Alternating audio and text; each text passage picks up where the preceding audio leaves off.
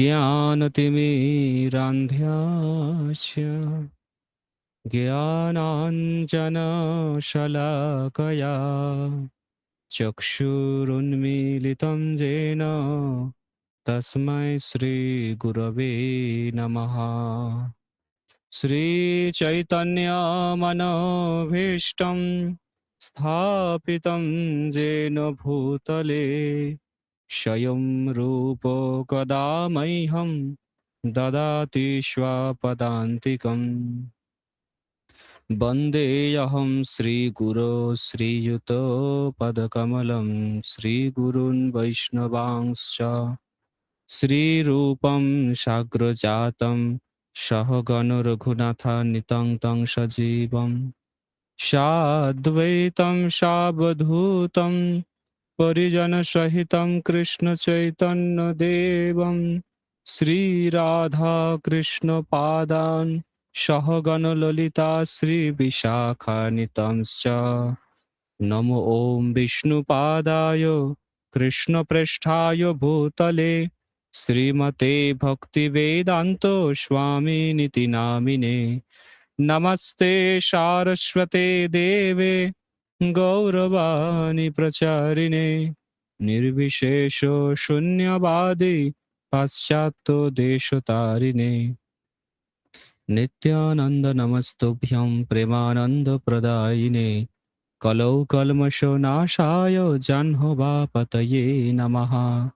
नमो महावदन्नाय कृष्ण प्रेम प्रदायते कृष्णाय कृष्ण चैतन्य नाम्ने गौरतिशे नमः। हे कृष्ण करुणा सिंधु दीनबंधु जगत्पते गोपेश गोपिका कांत्य राधा कांत्य नमस्तुते। तप्त कांचन गौरांगी राधे वृंदावनेश्वरी वृषभानुसुते देवी प्रणमामि हरिप्रिये। नीलाचल निवासाय नित्याय परमात्मने बलभद्र सुभद्राभ्यां जगन्नाथाय ते नमः। जय श्री कृष्ण चैतन्य प्रभु नित्यानंद श्री अद्वैत गदाधर श्रीवासादि गौरभक्तवृंद। हरे कृष्ण कृष्ण कृष्ण हरे हरे हरे राम राम राम हरे हरे। मूकं करोति वाचालं पङ्गुर्लङ्घयते गिरिं यत्कृपा तवहं वन्दे श्रीगुरो दिनतारिणं परमानन्दमाधवं श्रीचैतन्य ईश्वरम्। वाञ्छाकल्पतरुभ्यश्च कृपासिन्धुभ्य एव च पतितानां पावनेभ्यो वैष्णवेभ्यो नमो नमः। हरे कृष्ण। সকলকে সান্ধ্যকালীন হরিবাসরে স্বাগত। তো আজকে একটি বিশেষ ঘোষণা, আগামীকাল একটি বিশেষ দিন, অমাবস্যা, সংক্রান্তি এবং সোমবার। তো এই যে তিথিটি 17 বছর পরে আবার আসছে, 17 বছর পরে এই তিথিটা আবার আবির্ভূত হচ্ছে। সেই জন্য আগামীকাল সকাল 8টার পরে আপনারা সকলে পালন করবেন। যে পুরুষোত্তম ব্রত আমরা করছি, অনেক কিছু রান্না করা খাওয়া বারণ ছিল, সকলে জানেন। তো যে জিনিসগুলো খাওয়া বারণ ছিল সেগুলো ভগবানকে নিবেদন করবেন এবং প্রসাদ রূপে সকাল 8টার পরে গ্রহণ করে পালন করবেন। ঠিক আছে? এই যে তিথিটা অত্যন্ত গুরুত্বপূর্ণ। আগামীকাল যে দিন, সেই দিনে আপনারা বিশেষ করে দান করতে পারেন। চাল, ডাল, সবজি, তিল, যে কোনো কিছু আপনারা দান করতে পারেন ভগবানের সেবাতে, ভক্তদের সেবাতে। তাহলে সেটা আপনার সৌভাগ্যকে আরো বৃদ্ধি করবে এবং অসীম পাপ রাশি থেকে আমাদেরকে নিষ্কৃতি দেবে। সেই জন্য সমস্ত ভক্তমণ্ডলী যারা এই পুরুষোত্তম ব্রত করেছেন, আপনারা সকলে আগামীকাল সকাল ৮টার পর পালন করবেন। যেগুলো খাওয়া বারণ ছিল সেগুলো আপনারা ভগবানকে নিবেদন করবেন, যেমন ঢ্যাঁড়স, বরবটি, তারপরে তরমুজ, পেঁপে, হ্যাঁ, পাঁচফোড়ন, সরিষার তেল, হ্যাঁ, যেগুলো বারণ ছিল, সেগুলো আপনারা সব ভগবানকে নিবেদন করবেন এবং প্রসাদ রূপে গ্রহণ করবেন। এবং আগামীকাল যেহেতু এত পবিত্র একটি তিথি, সেজন্য আগামীকাল আমরা একটি বিশেষ বিষয়ে আলোচনা করব। হ্যাঁ, আজকে আমরা একটি বিষয় আলোচনা করা শুরু করছি, সেটা হচ্ছে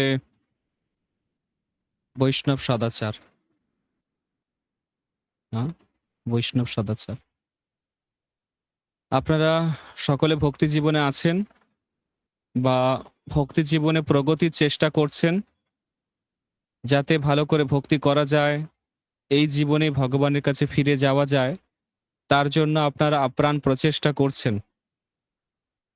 কিন্তু ভক্তি জীবনে এসে যদি আমরা এটিকেট বা সদাচার না জানি, তাহলে পদে পদে আমাদের অপরাধ হবে এবং এই অপরাধের ফলে আমাদের ভক্তি জীবন থেকে অধঃপতন হবে। সেই জন্য আমাদেরকে বৈষ্ণব সদাচার সম্পর্কে পূর্ণরূপে অবগত থাকতে হবে। সদাচার মানে কি? সদ আচার, সঠিক আচরণ। সঠিক আচরণ শিখতে হবে। কার সঙ্গে কিভাবে কথা বলতে হয়, কার সঙ্গে কিভাবে ব্যবহার করতে হয়, হুম, সমস্ত কিছু আমরা ধীরে ধীরে আলোচনা করব। প্রথমে এটা আমাদেরকে বুঝতে হবে যে বৈষ্ণব কাকে বলে। কে বৈষ্ণবটা অ্যাকচুয়ালি কে?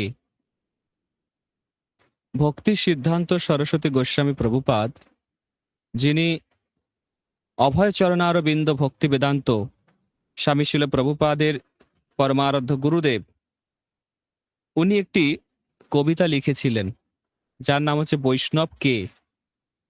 কবিতাটির নাম হচ্ছে বৈষ্ণব কে। অ্যাকচুয়ালি বৈষ্ণব কাকে বলে সেই সম্পর্কে উনি বিস্তারিত, হ্যাঁ, ভাবে বর্ণনা করেছেন। তো আমাদের ইসকনে একটি বই রয়েছে, বৈষ্ণব কে। হ্যাঁ, বইটি আমি আপনাদেরকে দেখাচ্ছি। এই হচ্ছে সেই বইটি, বৈষ্ণব কে। হুম, যদি আপনাদের কাছে না থেকে থাকে এটি সংগ্রহ করবেন। আরেকটি বই, সেটি হচ্ছে বৈষ্ণব সদাচার। বৈষ্ণব সদাচার এটি মন্দিরে আছে, আমাদের মন্দির থেকে সংগ্রহ করতে পারেন বা ইসকনের যে কোনো মন্দির থেকে আপনারা সংগ্রহ করতে পারেন। বৈষ্ণব সদাচার এই বইটি শ্রী শ্রীমৎ ভক্তিচারু স্বামী মহারাজ এবং শ্রী শ্রীমৎ রাধানাথ স্বামী মহারাজ, হ্যাঁ, ওনাদের তত্ত্বাবধানে, ওনাদের নির্দেশনায় বইটি প্রকাশিত হয়েছে। আর এই যে বৈষ্ণব কে, এই বইটি লিখেছেন শ্রী শ্রীমৎ জয় পতাকা স্বামী গুরু মহারাজ। এই বৈষ্ণব কে, এই যে কবিতাটি ভক্তি সিদ্ধান্ত সরস্বতী মহারাজ রচনা করেছিলেন, তার উপর উনি তাৎপর্য রচনা করেছেন, ভাষ্য রচনা করেছেন। উম, বৈষ্ণব সম্পর্কে শাস্ত্রে খুব সুন্দর সুন্দর কথা আলোচনা করা আছে। বৈষ্ণব অ্যাকচুয়ালি কাকে বলে? হ্যাঁ, যেমন আমরা ভাগবতে একটা খুব সুন্দর শ্লোক পাই। হুম, সেই শ্লোকটা হয়তো আপনারা অনেকেই জানেন। হুম, তিতিক্ষব কারুণিকা সুহৃদ সর্বদেহিনাম অজাত শত্রব শান্তা সাধব সাধু ভূষণাহা। এটা হচ্ছে বৈষ্ণবের কোয়ালিটি। এছাড়া ভগবদ গীতাতে, সেখানে ভগবান শ্রীকৃষ্ণ তিনি উল্লেখ করেছেন যে তার ভক্তের মধ্যে কি কি গুণ থাকে। প্রায় ৩২টি গুণ সেখানে উল্লেখ করা আছে। হুম, আমি ধীরে ধীরে সেগুলো আলোচনা করব। তো এই যে শ্লোকটি ভাগবতে, এই শ্লোকের ওপর বিস্তারিত আলোচনা করা যেতে পারে। এই শ্লোকের ওপরই শুধুমাত্র 2-3টে ক্লাস দেওয়া যেতে পারে। তিতিক্ষবা কারণিকা সুহৃদ সর্বদেহী নাম অজাত শত্রব শান্তা সাধব সাধু ভূষণ। হ্যাঁ, সবাই আমার সঙ্গে উচ্চারণ করুন, হাত জোর করুন, হাত জোর করে বলুন সবাই একসাথে আমার সাথে। তিতিক্ষবা কারণিকা সুহৃদ সর্বদেহী নাম অজাত শত্রব শান্তা সাধব সাধু ভূষণ। হ্যাঁ, বলছে সাধু বা বৈষ্ণবের গুণ হচ্ছে সে সবসময় সহনশীল হবে। কি হবে? সহনশীলতা। হ্যাঁ, তিতিক্ষবা, অত্যন্ত সহনশীল হতে হবে। চৈতন্য মহাপ্রভু কি বলেছে? তৃণাদপি শুনিচেন তরোরপি সহিষ্ণুনা অমানিনা মানদেন কীর্তনিয়া সদা হরি। তাই না? মহাপ্রভু বলছে তরোরিব সহিষ্ণুনা, সহিষ্ণুনা, যে সয় সে রয়। যে বৈষ্ণব হবে তাকে অত্যন্ত সহনশীল হতে হবে, অত্যন্ত সহনশীল হতে হবে। যদি বৈষ্ণব সহনশীল না হয় তাহলে তাকে বৈষ্ণব বলা যাবে না। বুঝতে পেরেছেন? বৈষ্ণব হবে ফুলের মতো নরম, আবার বজ্রের মতো কঠিন। তা বলে কোথায় সহনশীল হতে হবে সেটা জানতে হবে। হ্যাঁ, কোনো ভক্ত কিছু ভুল করছে, সেটা সংশোধন করতে হবে। সেই ক্ষেত্রে কিন্তু সহন করে চুপ করে থাকলে হবে না, তাহলে সেই ভুলটা বাড়তে থাকবে। বুঝতে পেরেছেন? কোনো কনিষ্ঠ অধিকারী ভক্ত, হ্যাঁ, সে হয়তো ভক্তি জীবনে চেষ্টা করছে এগোনোর, কিন্তু আহ, তার নিজের অনর্থের কারণে এগোতে পারছে না, সেটাকে আমাদেরকে সহন করতে হবে। হ্যাঁ, বুঝতে পেরেছেন? সহন কোথায় করতে হবে এবং সহন কোথায় করা যাবে না, এটা সম্পর্কে যে ব্যক্তি জ্ঞাত তাকে বৈষ্ণব বলে। বুঝতে পেরেছেন? এমন নয় যে ক্লাসে শুনলাম সহন করতে হবে, সহ্য করতে হবে বলে সবকিছু সহ্য করে নিলাম, এরকম নয়। যখন জগাই মাধাই নিত্যানন্দ প্রভুর মাথা ফাটিয়ে দিল, মহাপ্রভু কি সহ্য করেছিলেন? হ্যাঁ, যেখানে অপরাধ হবে সেই জিনিসটা আমরা সহ্য করব না, সেটা সঙ্গে সঙ্গে প্রতিবাদ করতে হবে। বুঝতে পেরেছেন? চাপাল গোপাল অপরাধ করেছিল শ্রীবাস ঠাকুরের চরণে, মহাপ্রভু সহ্য করেছিল? না, সহ্য করে। ছোট হরিদাস মাধবী দেবীর প্রতি আকর্ষিত হয়েছিল, মহাপ্রভু সহ্য করেছিল? না। ভক্তকে জানতে হবে কোথায় সহ্য করা উচিত, কোথায় সহ্য করা যাবে না। কেউ কোনো একটা ভুল করছে, সেটাকে সহ্য করব এরকম নয়। যেটা অধর্ম সেটা সঙ্গে সঙ্গে রেকটিফাই করতে হবে, সংশোধন করতে হবে। বোঝা গেছে? হুম। সহনশীলতা কোথায় আমাদের প্রয়োগ করতে হবে? হ্যাঁ, কোথায় প্রয়োগ করতে হবে সহনশীলতা? একটা এক্সাম্পল আপনারা দিতে পারবেন যে কোথায় সহন করতে হবে আর কোথায় সহন করা যাবে না? কোথায় সহন করতে হবে? মহাপ্রভু সহন করেছেন, অনেক সহন করেছেন। হুম, অনেক সহ্য করেছেন। হুম, কাদেরকে সহ্য করেছেন? যারা অপরাধ করেনি তাদেরকে সহ্য করেছে। যারা পাপী তাদেরকে সহ্য করা যায়, কিন্তু যারা অপরাধী তাদের সহ্য করা যায় না। মনে থাকবে এটা। পাপের প্রায়শ্চিত্ত আছে, কিন্তু অপরাধের সেইভাবে কোনো প্রায়শ্চিত্ত নেই। পাপ করলে তার সংশোধন করার অনেক উপায় আছে, কিন্তু অপরাধ করলে তার কোনো সংশোধনের বিশেষ কোনো উপায় নেই। বুঝতে পেরেছেন? তো সেই জন্য আমাদেরকে তৃণাদপি শুনিচেন তররপি সহিষ্ণুনা তিতিক্ষবা কারণিকা সুহৃদা সর্বদেহিনাম অজাত শত্রব শান্তা সাধব সাধুভূষণা। এই যে শ্লোকটা, হ্যাঁ, এই শ্লোকটা কার মুখের শ্লোক? কে জানে? কে বলতে পারবে? হ্যাঁ, কপিল দেবের শ্লোক। কপিল দেব মাতা দেবহূতিকে উপদেশ দিচ্ছেন। হ্যাঁ, তিতিক্ষা ভক্তকে সহ্য করতে হবে, অনেক সহনশীল হতে হবে, অনেক সহনশীল হতে হবে। হ্যাঁ, যেমন আমরা প্রভুপাদকে দেখি তিনি কতটা সহনশীল ছিলেন। একজন ভক্ত তখন সবাই ভক্তি জীবনে আসছে, প্রভুপাদকে লেটার লিখেছে, প্রভুপাদ একটা তোয়ালে দিয়ে আমি ভগবানের, হ্যাঁ, গা মুছিয়ে দিয়েছি, বিগ্রহ মুছিয়েছি, কিন্তু সেই টাওয়েলটা অনেক ভক্ত ব্যবহার করেছে তার আগে। হ্যাঁ, এটা কি চলবে? প্রভুপাদ বলছে হ্যাঁ হ্যাঁ চলবে, এইভাবে করে যাও। প্রভুপাদ এইভাবে সহ্য করেছেন। প্রভুপাদ যখন বিদেশে গেলেন, বিদেশে গিয়ে প্রভুপাদের থাকার জায়গা নেই, খাওয়ার জায়গা নেই, কোনো পরিচিতি কেউ নেই। হ্যাঁ, রাস্তায় রাস্তায় ঘুরে বেড়াতেন প্রভুপাদ। হ্যাঁ, যেখানে ছিলেন তারাও প্রভুপাদকে পছন্দ করছিলেন না। হ্যাঁ, যে ফ্রিজে মাংস রাখা হতো সেই ফ্রিজেই প্রভুপাদের সবজি থাকতো। এগুলো সহ্য করেছে উনি। বুঝতে পেরেছেন? এগুলো উনি সহ্য করেছেন। তো প্রভুপাদ সহ্য করেছে, আচার্যরা সহ্য করেছে, আমাদেরকে সহ্য করছে, এখনো সহ্য করছে। হ্যাঁ, সহ্য করতে হবে, কিন্তু যেখানে অপরাধ হবে, বৈষ্ণব অপরাধ হবে বা যেটা অধর্ম হবে, সেটা সঙ্গে সঙ্গে প্রতিবাদ করতে হবে। বোঝা গেছে? তিতিক্ষা কারণিকা মানে করুণা থাকতে হবে। করুণিকা মানে মানে তার দয়া থাকতে হবে। সেজন্য বলছে জীবে দয়া কৃষ্ণ নাম সর্বধর্ম সার। জীবের প্রতি দয়া ভাব থাকতে হবে। বুঝতে পেরেছেন? সকলের প্রতি দয়া রাখতে হবে। প্রভুপাদ তো এরকম কাঁদতেন, প্রায় সময় এরকম ক্রন্দন করতেন।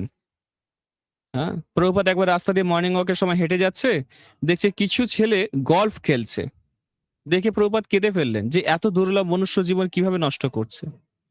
কিছু লোক বিদেশে তারা কুকুরকে রাস্তায় নিয়ে ঘোরায়, তাদের পায়খানা পরিষ্কার করে, হাতে প্লাস্টিক নিয়ে ঘুরে বেড়ায়, কুকুর পায়খানা করলেই সেটা পকেটে ভরে নেয় তুলে। হ্যাঁ, কুকুরের সেবা করছে, যে জীবনটা কৃষ্ণের সেবার জন্য। প্রভুপাদ এগুলো দেখে ক্রন্দন করতেন, কাঁদতেন। এটা হচ্ছে জীবে দয়া। প্রভুপাদের কোনো প্রয়োজন ছিল না 70 বছর বয়সে বিদেশে গিয়ে কৃষ্ণ ভক্তি প্রচার করা। উনি বৃন্দাবনে খুব সুন্দরভাবে ভজন সাধন করে ভগবানের কাছে ফিরে যেতে পারতেন, কিন্তু সাধারণ মানুষের কথা চিন্তা করে, জীবেদের দুঃখের কথা চিন্তা করে,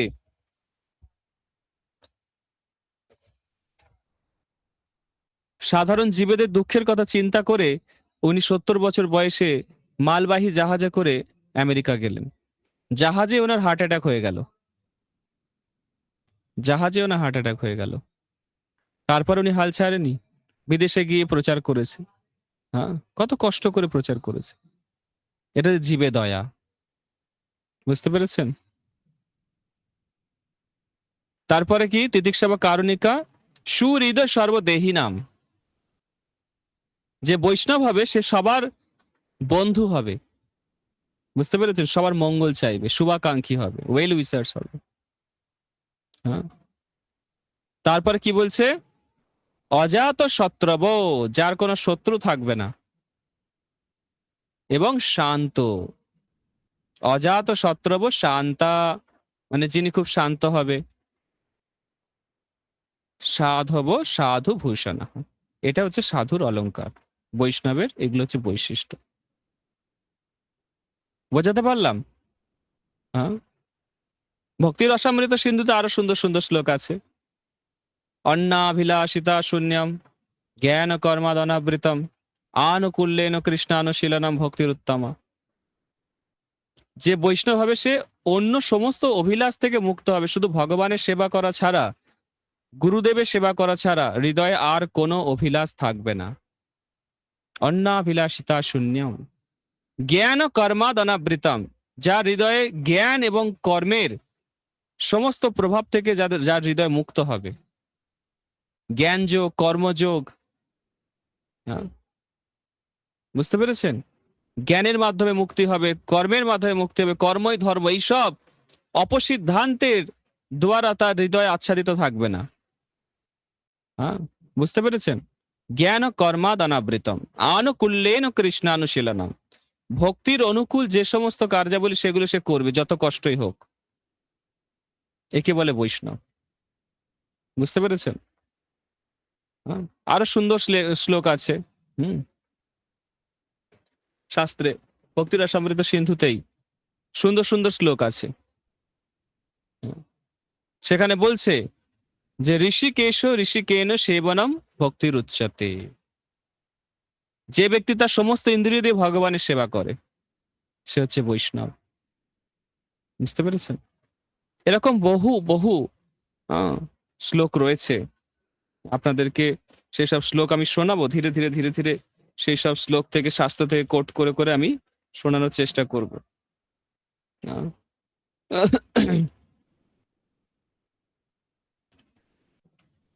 প্রভুপাদ এই বৈষ্ণব সম্পর্কে খুব সুন্দর স্টেটমেন্ট দিয়েছেন। হুম, বৈষ্ণব মানে কি প্রভুপাদ তার গ্রন্থের মধ্যে সুন্দরভাবে ব্যাখ্যা করেছেন। প্রভুপাদ বলেছেন যে যে সবসময় কৃষ্ণ চিন্তা করে, কৃষ্ণের সেবা করা ছাড়া যার হৃদয়ে আর কোনো অভিলাষ নেই, তিনি হচ্ছেন বৈষ্ণব। বুঝতে পেরেছেন কি বললাম? কৃষ্ণের সেবা করা ছাড়া যার হৃদয়ে আর কোনো অভিলাষ নেই। হ্যাঁ, প্রভুপাদ বারবার বলেছেন যে ব্রাহ্মণের থেকে বৈষ্ণব শ্রেষ্ঠ। বুঝতে পেরেছেন? ব্রাহ্মণের থেকে বৈষ্ণব শ্রেষ্ঠ।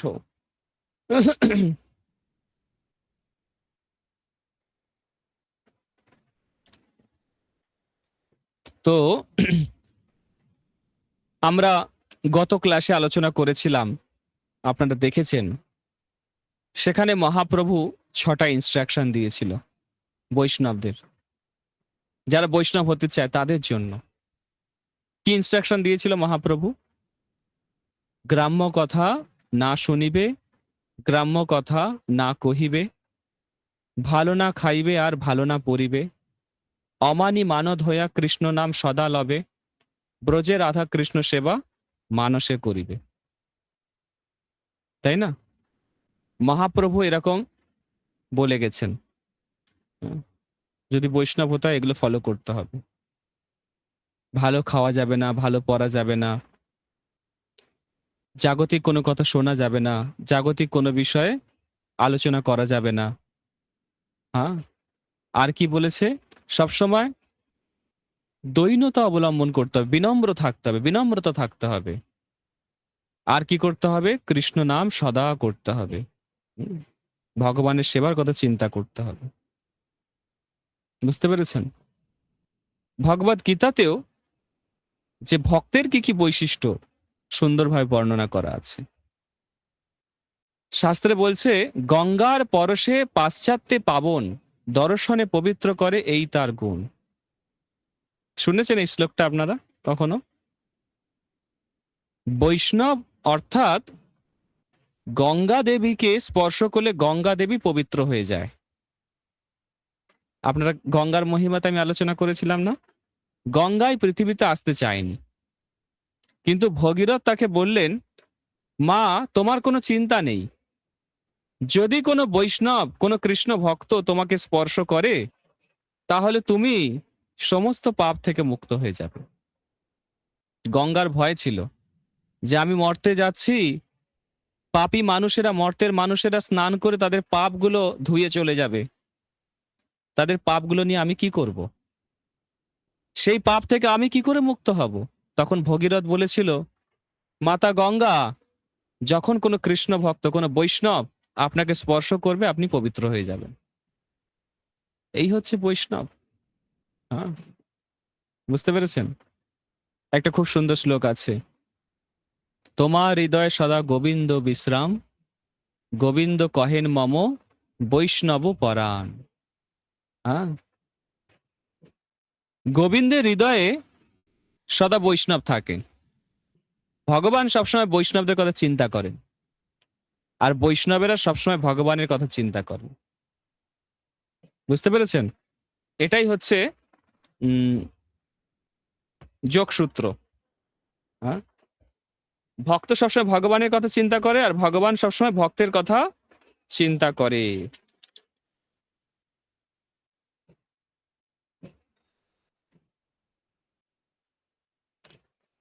তো আমরা যদি বৈষ্ণব হতে চাইছি, তাহলে আমাদেরকে সদাচার সম্পর্কে খুব ভালোভাবে জানতে হবে, যে বৈষ্ণব সদাচার আসলে কি। হ্যাঁ, বৈষ্ণব সদাচার সম্পর্কে পূর্ণভাবে অবগত না থাকলে আমাদের ভক্তি জীবনে অনেক বাধা পড়বে। আমি আগের দিন পদ্মপুরাণ থেকে একটা শ্লোক বলেছিলাম, কারো মনে আছে? স্বয়ং দেবাদিদেব মহাদেব বলছেন মাতা পার্বতীকে, কি বলছে? আরাধনানাম সর্বেশাম বিষ্ণুর আরাধনা পরম। অর্থাৎ সমস্ত আরাধনার মধ্যে সব থেকে শ্রেষ্ঠ আরাধনা হচ্ছে কি? ভগবান বিষ্ণুর আরাধনা, নারায়ণের আরাধনা। হুম। কিন্তু তার থেকেও শ্রেষ্ঠ কি? তার থেকেও শ্রেষ্ঠ হচ্ছে তার ভক্তের আরাধনা। পরের শ্লোকেই উনি বলছে, হ্যাঁ, কি তদীয় সমর্চনাম, এরকম একটা লাস্ট লাইনটা আছে। শ্লোকটা আপনার মনে আছে সাক্ষী গোপাল? হ্যাঁ, আরাধনা নাম সর্বেশাম বিষ্ণুর আরাধনা পরম। তারপরের লাইনটা কি? কার মনে আছে? নাতং পরতরং দেবী তদীয়ানং সমর্চনম। হ্যাঁ, তাই তো। অর্থাৎ তার থেকে শ্রেষ্ঠ হচ্ছে ভগবান বিষ্ণুর যারা ভক্ত বৈষ্ণব তাদের সেবা করা। ভগবানের আরাধনা শ্রেষ্ঠ অবশ্যই, তার থেকে শ্রেষ্ঠ তার ভক্তের সেবা করা। হ্যাঁ, ভগবান নারায়ণ কি বলে জানেন? অনেক গোপন জিনিস বলছে আজকে আপনাদেরকে, শুনে নিন। যারা ক্লাসে আসেনি তারা তো শুনতে পেল না, আপনার শুনে নিন। বলছে বৈকুণ্ঠে গিয়ে, কোথায় গিয়ে? বৈকুণ্ঠে গিয়ে ভগবান নারায়ণের 60,000 বছর সেবা করলে যে পুণ্য, যে সুকৃতি, যে সৌভাগ্য লাভ হয়, যদি কোনো বৈষ্ণবের এক মুহূর্ত সেবা করা হয় তাহলে সেই পরিমাণ লাভ হয়ে থাকে। বুঝতে পেরেছেন? বৈকুণ্ঠে যাওয়াই কত কঠিন। যোগী ঋষি তপস্বী কেউ যেতে পারে না, ভগবানের ভক্ত না হলে কেউ যেতে পারে না। বৈকুণ্ঠে গিয়ে 60,000 বছর, 60 ইয়ার্স, 60,000 বছর সেবা করলে যে পূর্ণ হয়, যে সৌভাগ্য লাভ হয়, যে সুকৃতি হয়, বৈষ্ণবের এক মুহূর্ত সেবা করলে সেইটা লাভ হয়। তাহলে ভগবানের সেবা করবেন না বৈষ্ণবের সেবা করবেন? কোনটা করবেন? আপনারা কোনটা করবেন একটু বলুন দেখি। হুম, বৈষ্ণবের। বৈষ্ণবের সেবা করবেন। হুম, বৈষ্ণবের সেবা করবেন। কারণ বৈষ্ণব ছাড়িয়া বৈষ্ণব সেবা নিস্তার পেয়েছে কেবা, নরোত্তম দাস ঠাকুর লিখছে। হ্যাঁ, ছাড়িয়া বৈষ্ণব সেবা নিস্তার পেয়েছে কেবা। বৈষ্ণব সেবা না করে কেউ উদ্ধার লাভ করেনি। নারদ মুনি পূর্ব জন্মে বৈষ্ণব সেবা করেছিলেন, সেই জন্য উনি ব্রহ্মার মানসপুত্র হয়ে জন্মেছেন। হ্যাঁ, তো নারদ মুনি যে এত বড় ভক্ত, উনি কি করে হলেন? বৈষ্ণব সেবা করলেন। আর বৈষ্ণব সেবা বা দুই প্রকার আছে, বাণী সেবা, বপু সেবা। বুঝতে পেরেছেন?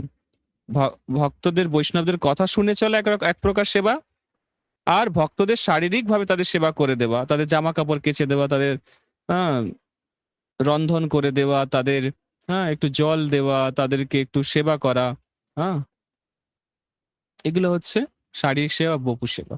বলছে বপু সেবার থেকে বাণী সেবা বেশি গুরুত্বপূর্ণ। বুঝতে পেরেছেন? তো বৈষ্ণব কোনো সাধারণ ব্যক্তি নয়, যার হৃদয়ে সবসময় ভগবান গোবিন্দ বিশ্রাম করেন। তোমার হৃদয়ে সদা গোবিন্দ বিশ্রাম, গোবিন্দ কহেন মম বৈষ্ণব পরাণ। বলছে যার শরীরে দ্বাদশ অঙ্গে তিলক আছে, গলায় তুলসী মালা আছে, সেই সমস্ত ব্যক্তিকে দেখা মাত্র অনন্ত জন্মের পাপ থেকে মুক্তি পাওয়া যায়। বুঝতে পেরেছেন? একটু আগে বললাম না, দর্শনে পবিত্র করে এই তোমার গুণ। গঙ্গার পরশে হয় পাশ্চাত্যে পাবন, দর্শনে পবিত্র করে এই তোমার গুণ। গঙ্গাকে স্পর্শ করলে পবিত্র হওয়া যায়, কিন্তু বৈষ্ণবকে দেখা মাত্র অনন্ত কোটি জন্মের পাপ থেকে মুক্ত হওয়া যায়। বুঝতে পেরেছেন? এই হচ্ছে বৈষ্ণব মহিমা। বৈষ্ণবের মহিমা অনন্ত, অসীম, অফুরন্ত, অকল্পনীয়, অবর্ণনীয়। হ্যাঁ? বৈষ্ণবের মহিমা কেউ বলে শেষ করতে পারবে না। বুঝতে পেরেছেন?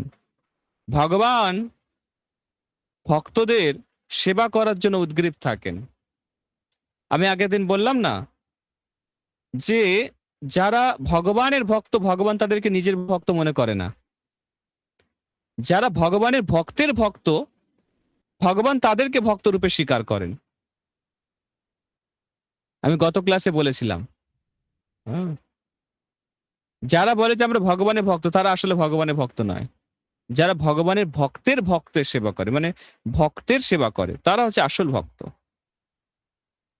একটা ঘটনা আপনাদেরকে শোনাই, তাহলে আপনারা বুঝতে পারবেন। হ্যাঁ। একবার দক্ষিণ ভারতে একজন ভক্ত ছিল। বুঝতে পেরেছেন? কাঞ্চিপূর্ণা, আপনারা শুনেছেন। সে ভগবানের শুদ্ধ ভক্ত ছিল। ভগবানকে প্রতিদিন হাওয়া করত, পাখা সেবা করত, এবং ভগবানের সঙ্গে সরাসরি কথা বলতে পারত। তো একবার ভগবানের মন্দির বন্ধ করে সে ফিরে যাচ্ছে, রাস্তায় একজন দরিদ্র লোক তাকে লণ্ঠনের আলো দেখিয়ে বাড়ি পর্যন্ত পৌঁছে দিয়েছে। এবং সেই ব্যক্তি মানে কাঞ্চিপূর্ণাকে জিজ্ঞেস করেছে, হে বৈষ্ণব ঠাকুর, আপনি তো ভগবানের শুদ্ধ ভক্ত, ভগবানকে জিজ্ঞেস করবেন যে আমি কবে ভগবানের কাছে ফিরে যাব, আর কতকাল এই জগতে আমাকে কষ্ট পেতে হবে। তো বলছে ঠিক আছে, আমার মনে থাকলে আমি জিজ্ঞেস করব। পরের দিন সকালে কাঞ্চিপূর্ণা ভগবানকে জিজ্ঞেস করেছে। ভগবান বলছে, ওই ভক্তকে তো আমি এই জন্মেই আমার কাছে নিয়ে আসবো, বৈকুণ্ঠে নিয়ে আসবো। তো সে শুনে খুব খুশি হলো। কাঞ্চিপূর্ণা ভাবছে, তাহলে সে যখন যাবে নিশ্চয়ই আমিও যাব, আমি আমার বিষয়টা কনফার্ম করে নিই একবার। তো কাঞ্চিপূর্ণা ভগবানকে জিজ্ঞেস করছে, আচ্ছা ভগবান, আমিও তো এই জন্মেই যাব না আপনার কাছে? বলছে না না, তোমার এখন অনেক জন্ম বাকি আছে। বলছে কি, আমার এখনো অনেক জন্ম বাকি আছে? সে কি করে হয়? লোকে বলে আমি আপনার শুদ্ধ ভক্ত, আমি আপনার সঙ্গে কথা বলতে পারি, আমি আপনাকে হাওয়া করছি, দিন রাত এত হাওয়া করছি, এত সেবা করছি, আর আপনি বলছেন এখন আমার অনেক জন্ম বাকি আছে? আর ওই লোকটি, সে দরিদ্র লোক, সে কিছুই করে না, সে আপনার এত প্রিয় হয়ে গেল কি করে? বলছে কাঞ্চিপূর্ণা, যে আমার 60,000 বছর সেবা করে, যতটা না আমি প্রসন্ন হই, আমার ভক্ত যারা বৈষ্ণব, তাদের এক মুহূর্ত সেবা করলে তার থেকে আমি বেশি প্রসন্ন হয়ে যাই। আমার 60,000 বছর সেবা করা আর একটা বৈষ্ণবের এক মুহূর্ত সেবা করা সমান। বুঝতে পারছেন? এতটা ভগবান বৈষ্ণবদেরকে শ্রেষ্ঠত্বের জায়গা দিয়েছেন।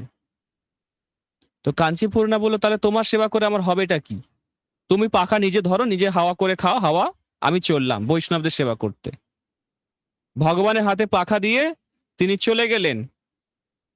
তিনি গেলেন আর একজন বৈষ্ণবের বাড়িতে, হুম, যার নামটা সম্ভবত মহাপূর্ণা বলে একজন ভক্ত ছিলেন। তো সেই ভক্তের বাড়িতে গেলেন, ছদ্মবেশে গেলেন, কারণ সকলে জানে কাঞ্চিপূর্ণা শুদ্ধ ভক্ত। যদি উনি কারোর সেবা করতে যান, কেউ ওনার সেবা নেবেন না, সেজন্য উনি ছদ্মবেশে গেলেন। গিয়ে মহাপূর্ণার কাছে গিয়ে বলেন, আমাকে কিছু সেবা দেবেন? বলছে ঠিক আছে, আপনি আমার গোশালায় গোমাতা সেবা করুন। গোশালাতে গোমাতা সেবা পেয়েছে, উনি আনন্দে সেবা করছেন। একদিন খুব ঝড় বৃষ্টি হচ্ছে। তো সেই ঝড় বৃষ্টিতে তার যে নকল ছদ্মবেশ সেটা ভিজে গেছে। সে ঘরে ঢুকে তার ছদ্মবেশটা খুলে রেখে বিশ্রাম নিচ্ছে।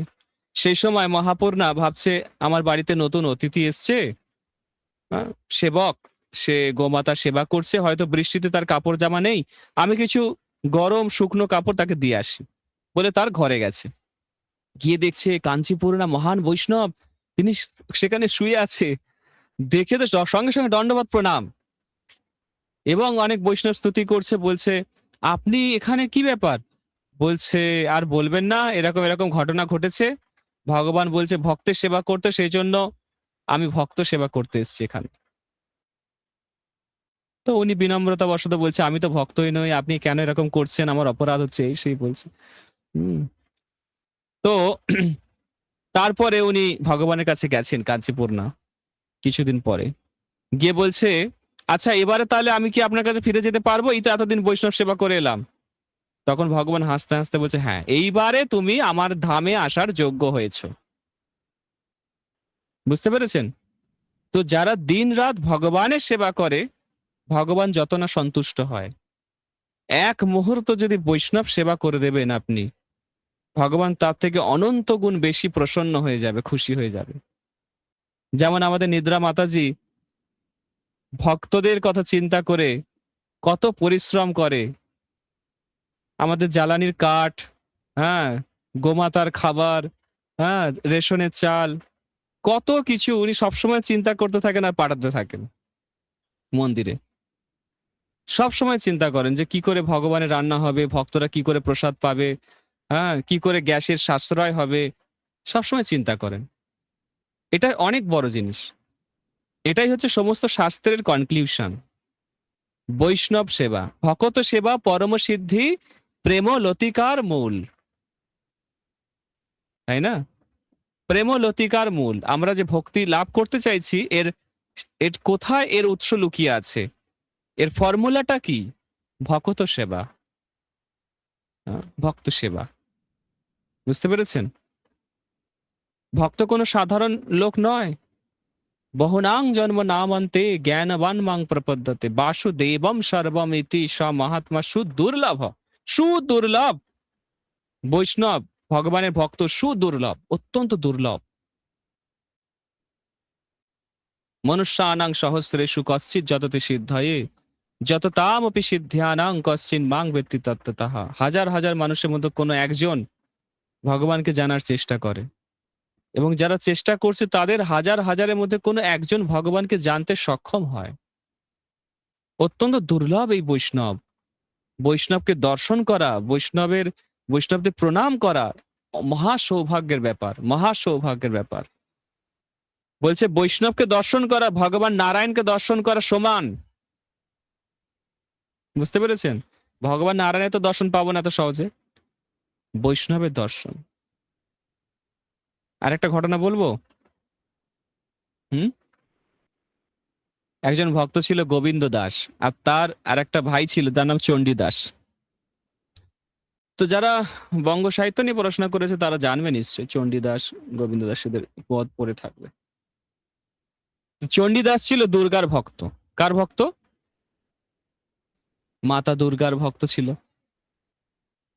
আর গোবিন্দ দাস ছিল ভগবানের ভক্ত। চণ্ডীদাস অনেক ধনী। যারা দুর্গা পুজো কালী পূজা করে দেখবেন তারা খুব ধনী হয়, তারা জড়জাগতিক অনেক সম্পদ লাভ করে। আর যারা বৈষ্ণব হয় তারা মূলত দরিদ্র হয়, কারণ ভগবান তাদেরকে আসল ধনটা দেয়, আসল সম্পদ দিয়ে নকল সব সম্পদগুলো কেড়ে নেয়। বুঝতে পেরেছেন? তো গোবিন্দ দাস সবসময় হরিনাম করতেন, ভক্ত। সে একবার সকালবেলায় মঙ্গল আরতির সময় ফুল নেই বলে চারিপাশে খুঁজছে কোথায় ফুল গাছ আছে। দেখছে তার ভাইয়ের বাগানে অনেক সুন্দর সুন্দর গোলাপ ফুল হয়ে আছে, কিন্তু ভাইয়ের বাগানে ঢোকার অনুমতি নেই। সে তার মনে মনে চিন্তা করছে এত সুন্দর ফুলগুলো গাছে ফুটেছে, অথচ আমি গোবিন্দের চরণে নিবেদন করতে পারছি না। তো সে কি করলো, মনে মনে সমস্ত ফুলগুলোকে সে ভগবানের চরণে নিবেদন করে দিল। সেই দিন দুপুর বেলায় চণ্ডীদাস স্নান টান করে সেই গোলাপ ফুলগুলো তুলেছে, তুলে দেবী দুর্গাকে অর্পণ করেছে। সঙ্গে সঙ্গে দেবী দুর্গা প্রকট হয়ে গেছে, দেখা দিয়েছে চণ্ডীদাসকে। চণ্ডীদাস, তুমি আজকে কি করেছো তুমি জানো না, তুমি ভগবানের প্রসাদী নির্মাল্য ফুল আমাকে অর্পণ করেছো। বলছে কি ব্যাপার, এটা তো ভগবানকে অর্পণ করা হয়নি। বলছে না, তোমার যে দাদা গোবিন্দ দাস সেই ফুলগুলো তুলতে পারেনি ঠিকই, কিন্তু মনে মনে ভগবান গোবিন্দের চরণে অর্পণ করে দিয়েছে। তোমার বাগানে ঢোকার অনুমতি নেই, কিন্তু সেই ফুল যখন তুমি আমাকে দিলে আমি খুশি হলাম। হ্যাঁ, তো তোমাকে আমি আদেশ দিচ্ছি, যাও তুমি তোমার দাদা গোবিন্দ দাসের চরণে ক্ষমা চাও, তার কাছে শরণাগত হও, তার কাছে হরি ভক্তি শিক্ষা লাভ করো, কৃষ্ণ ভক্তি করো। হ্যাঁ, আমি স্বয়ং ভগবান কৃষ্ণের সেবা করি, পূজা করি, হ্যাঁ, তার নাম জপ করি। হ্যাঁ, আর তুমি যদি ভগবান কৃষ্ণের শরণাগত হবে তাহলে তোমার কল্যাণ হবে। বুঝতে পেরেছেন? তো এই যে বৈষ্ণব গোবিন্দ দাস, হ্যাঁ, মহান বৈষ্ণব ছিলেন, মহান বৈষ্ণব। হুম। বহু বহু ঘটনা রয়েছে, আপনাদের কত বলবো আমি। হ্যাঁ, শুধুমাত্র যদি বৈষ্ণবের মহিমা বলতে শুরু করি আমি, বৈষ্ণবের শুধু মহিমা, তাহলে কয়েকশো ক্লাস শেষ হয়ে যাবে। বুঝতে পেরেছেন? কয়েকশো ক্লাস শেষ হয়ে যাবে যদি আমি শুধু বৈষ্ণবের মহিমা আলোচনা করি। দু একটা বলছি।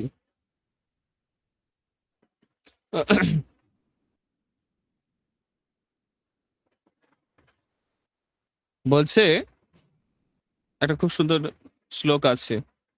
হুম। আমি যে ক্লাসগুলো দেব মূলত হরিভক্তি বিলাস থেকে এগুলো কোট করা হচ্ছে। হুম। বলছে সমীপে তিষ্ঠতে যস্য হন্ত কালে পি বৈষ্ণবহা গচ্ছতে পরমাং স্থানং যদ্যপি ব্রহ্মহা ভবেত। মন দিয়ে শুনুন, ভালো করে শুনুন, এগুলো কোথাও শুনতে পাবেন না। বলছে সমীপে তিষ্ঠতে যস্য হন্ত কালে পি বৈষ্ণবহা গচ্ছতে পরমাং স্থানং যদ্যপি ব্রহ্মহা ভবেত। বলছে মরণ সময় বৈষ্ণবজন সন্নিহিত থাকিলে ব্রহ্মঘাতী পাপী ও পরম পদ লাভ করে। বলছে যত পাপীর থেকে পাপী হোক না কেন, যদি সেই পাপী মরার সময় কোনো বৈষ্ণবের সঙ্গ পায়, ধরুন কোনো বৈষ্ণব তার বাড়িতে গেছে, হরিনাম করছে, মরার সময় হয়েছে বাড়ির লোক ডেকেছে, কীর্তন করা হচ্ছে, সে যদি সেই সময় মারা যায় একদম ভগবত ধাম চলে যাবে। বলছে নারদীয়, আহ, নারদ এবং বামদেব সংবাদে সপচ হি মহিপাল বিষ্ণুর ভক্ত দ্বিজাধিকাহ বিষ্ণু ভক্তি বিহীন জ্যোতিষ্চ সপচাধিকাহ। বলছে বৈষ্ণব হইলে সপচ ব্যক্তিও দ্বিজ হইতে শ্রেষ্ঠ, এবং হরিভক্তি বর্জিত হইলে সেই ব্যক্তি সপচাপেক্ষা হীন বলিয়া গণ্য হয়। এই কথার অর্থ কি?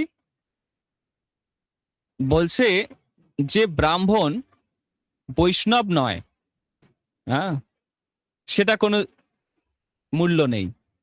হ্যাঁ, কিন্তু যদি কোনো কুকুরভোজী চণ্ডাল সে যদি নাম করে, হরিনাম করে, বৈষ্ণব হয়, সে ব্রাহ্মণের থেকে শ্রেষ্ঠ। চণ্ডাল অপি দ্বিজের শ্রেষ্ঠ হরিভক্তি পরায়ণা। বুঝতে পেরেছেন?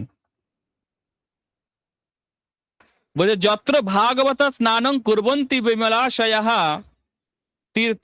তত্তীর্থমধিকং বিদ্ধি সর্ব পাপ বিশোধনম। বলছে বিমলমতি ভগবত ভক্তেরা যথায় স্নান করেন সেই স্থান সর্বাপেক্ষা তীর্থশ্রেষ্ঠ বলিয়া জানিবে, কেননা ইহাতে নিখিল পাপের সম্যক শুদ্ধি হয়। বলছে যেখানে বৈষ্ণবরা স্নান করে সেটা সমস্ত তীর্থের থেকে শ্রেষ্ঠ। বললাম না একটা, গঙ্গা বৈষ্ণবের স্পর্শ পেলে পবিত্র হয়ে যায়, তাহলে বৈষ্ণবের মহিমার কি বলবো। গঙ্গা চান করলে লোকে পবিত্র হয়, গঙ্গা পবিত্র হয় বৈষ্ণবের স্পর্শে। হ্যাঁ, তাহলে শাস্ত্রে বর্ণনা করছে যদি বৈষ্ণব যেখানে স্নান করে সেই জায়গা সমস্ত তীর্থস্থান থেকে শ্রেষ্ঠ।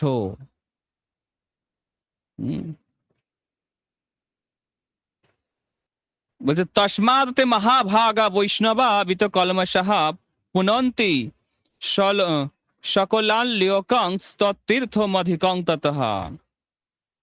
বলছে এই সমস্ত পাপহীন মহাভাগ বৈষ্ণবেরা অখিল লোক পবিত্র করেন, তাহারাই পরম তীর্থ স্বরূপ। বলছে বৈষ্ণবরাই হচ্ছে পরম তীর্থ, চলন্ত তীর্থ। কোথাও তীর্থে যেতে হবে না, যদি কোনো বৈষ্ণবকে দেখেন সঙ্গে সঙ্গে প্রণাম করবেন, তার বন্দনা করবেন, তার সেবা করবেন, তাহলে কি হবে? সমস্ত তীর্থের থেকে শ্রেষ্ঠ হচ্ছে বৈষ্ণব।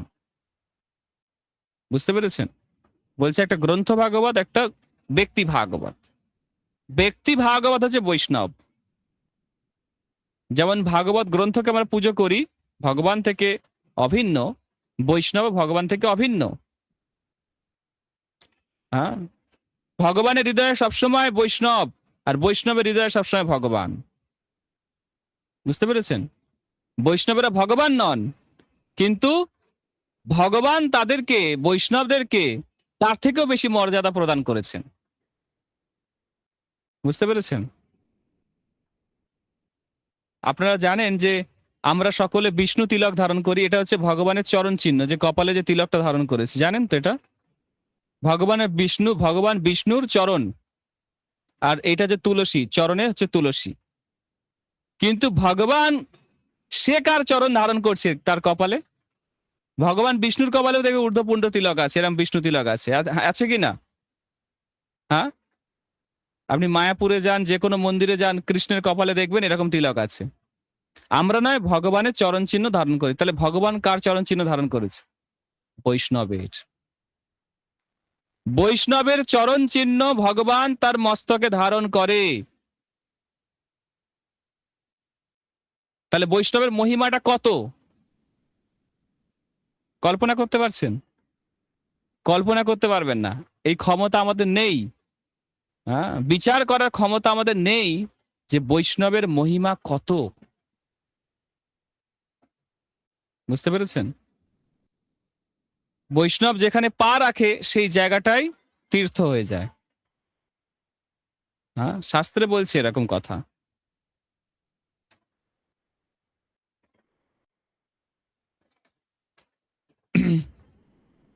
অনন্ত শ্লোক, অনন্ত অনন্ত মহিমা বৈষ্ণবের। যেসাং স্মরণ মাত্রেন পাপ লক্ষ শতানি চ দজ্জন্তে নাত্র সন্দেহ বৈষ্ণবানাং মহাত্মানাং। বলছে বৈষ্ণবকে চিন্তা করলে, ধরুন কোনো ভক্তের কথা আপনি চিন্তা করছেন, চিন্তা করা মাত্র শত লক্ষ জন্মে যত পাপ ভস্মীভূত হয়ে যায়। চিন্তা করুন, ধরুন কোন একজন ভক্তকে আপনি খুব পছন্দ করেন, গুরু মহারাজ হোক, প্রভুপাদ হোক, হ্যাঁ, ওনাদের স্মরণ করা মাত্র, ওনাদের কথা চিন্তা করা মাত্র, ওনাদের ছবি মনে ফুটে ওঠার সঙ্গে সঙ্গে লক্ষ কোটি জন্মের পাতক সঙ্গে সঙ্গে ভস্মীভূত হয়ে যায়। যত লক্ষ কোটি জন্মে যা যা পাপ করে সব একদম নিমেষে ভস্মীভূত হয়ে যায়। এই হচ্ছে বৈষ্ণবের যোগ্যতা। গোটা ব্রহ্মাণ্ডকে তারা পবিত্র করে দিতে পারে, এই হচ্ছে বৈষ্ণবের যোগ্যতা। বুঝতে পেরেছেন? বলছে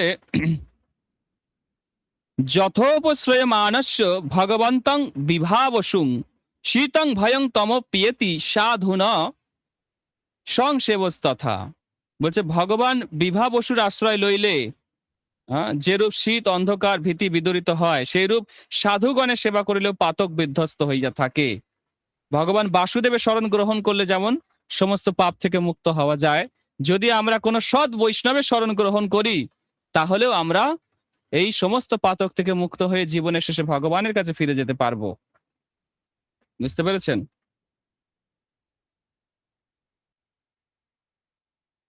একটা খুব সুন্দর শ্লোক আছে,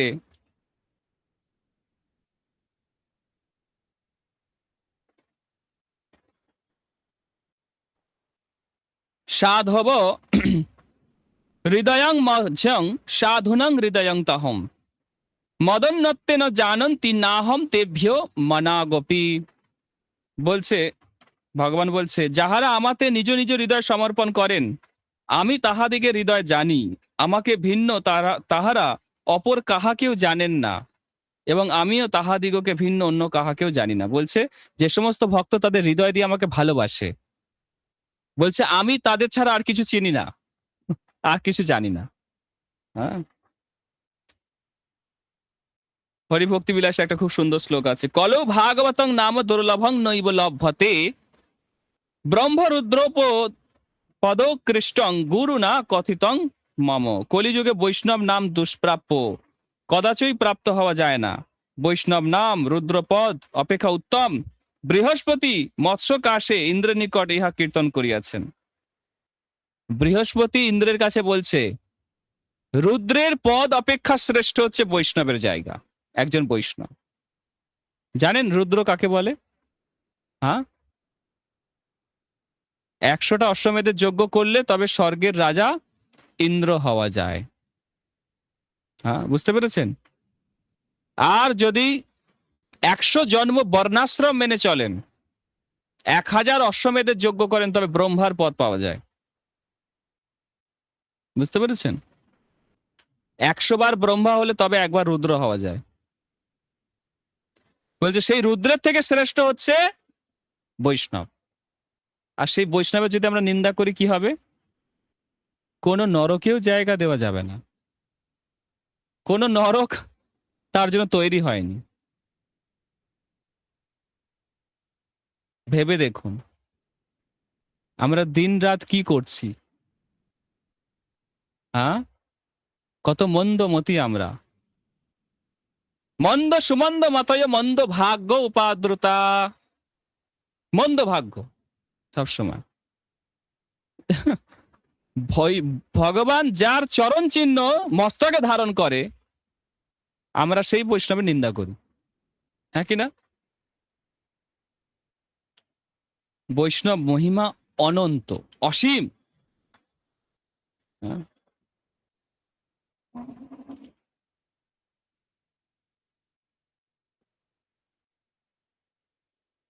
বলছে একটা খুব সুন্দর শ্লোক আছে, মার্কেন্ডেয় ঋষি বলছে বৈষ্ণব অপরাধ সম্পর্কে, বৈষ্ণব অপরাধ সম্পর্কে, জহি ভাগবতং লোক মু অপহাসাং নৃপোত্তম করতি তস্য নাশান্তি অর্থ ধর্ম যশ সুতাহা। বলছে হে রাজেন্দ্র, যে ভগবত ভক্তকে উপহাস করে, উপহাস অবহেলা করে, নিন্দা করে, বলছে তার ধর্ম অর্থ কীর্তি সন্ততি বিনাশ প্রাপ্ত হয়, পুরো বংশ নষ্ট হয়ে যায়। গৌর কিশোর দাস বাবাজি মহারাজের জীবনে এরকম একটা ঘটনা ঘটেছিল। একটা চোর তার যে গৌরনীতার গয়না চুরি করে নিয়ে চলে গেছিল। তো গৌরনীতাই উনি জিজ্ঞেস করলো, হ্যাঁ রে তোরা বড় বড় ছেলে, তোরা থাকতে তোদের গয়না খুলে নিয়ে চলে গেল, এত হাবা ভোলা। ভগবানের সঙ্গে সরাসরি কথা বলতে পারতো। তো বল কে চুরি করেছে, বলে দিয়েছে। এবার তাকে গিয়ে বলছে, হ্যাঁ রে তুই চুরি করেছিস? বলতে সে আর মানেনি, তাকে ধাক্কা দিয়ে ফেলে দিয়েছে। ব্যাস, তার পরের দিন সকাল হয়নি, বংশে আর কেউ বেঁচে নেই, সব মরে গেছে, পুরো ডেড বডি হয়ে গেছে।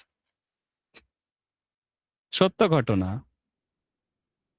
সত্য ঘটনা। বৈষ্ণব অপরাধ করলে পুরো বংশ নির্মূল হয়ে যায়, আর বাতি দেওয়ার কেউ থাকে না। সে সম্পর্কে আমি আলোচনা করব, বৈষ্ণব অপরাধ সম্পর্কে আমি আলোচনা করব। আমরা বৈষ্ণব সম্পর্কে একটু মোটা মোটা একদম সাধারণ কিছু ধারণা দেওয়ার চেষ্টা করলাম আজকে। একদম সামান্য কিছু ধারণা দেওয়ার চেষ্টা করেছি। হ্যাঁ, বৈষ্ণব সম্পর্কে আমি যে বৈষ্ণব কে, এই যে বইটি থেকে ভক্তি সিদ্ধান্ত সরস্বতী মহারাজের যে কবিতা রয়েছে, সেখানে বর্ণনা করব আমরা যে বৈষ্ণব কে, সেই সম্পর্কে বর্ণনা করব। সেখানে বলছে, দুষ্ট মন তুমি কিসের বৈষ্ণব, প্রতিষ্ঠা তরে নির্জনের ঘরে তব হরিনাম কেবল কৈতব। হ্যাঁ, নিজের মনকে বলছেন যে আমার প্রিয় মন তুমি কিসের বৈষ্ণব, শুধুমাত্র বৃথা মান মর্যাদা জড়জাগতিক প্রতিষ্ঠা লাভের উদ্দেশ্যে তুমি নির্জন নিরালা জায়গায় বসে হরে কৃষ্ণ মহামন্ত্র জপ করার ভান করছো, কিন্তু এই সবই তোমার কপটতা মাত্র।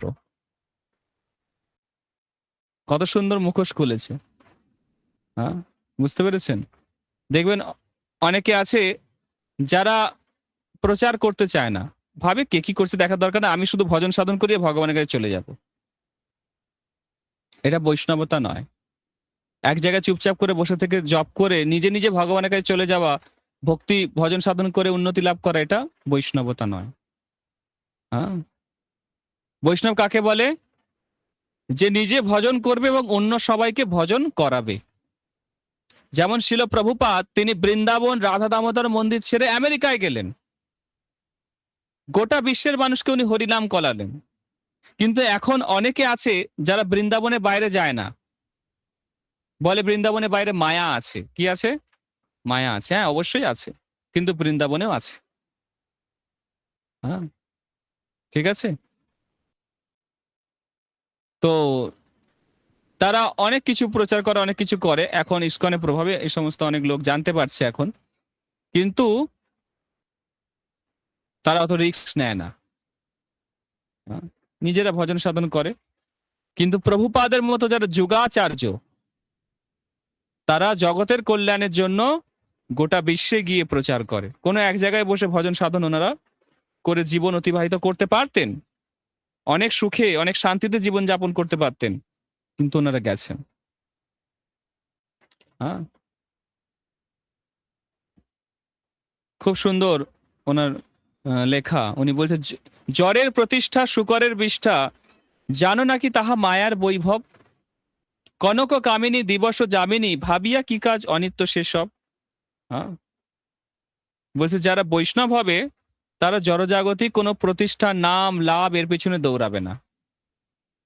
নাম লাভ প্রতিষ্ঠা শুকরের বিষ্ঠা। নাম যশ প্রতিষ্ঠা এগুলো হচ্ছে শুকরের পায়খানার মতো বর্জনীয়। বুঝতে পেরেছেন? এখন আমরা ইউটিউবে অনেকের ভিডিও দেখি স্ক্রল করতে করতে, তাই না? যার ফলোয়ার বেশি, যার সাবস্ক্রাইবার বেশি, হ্যাঁ, যার ভিউয়ার্স বেশি,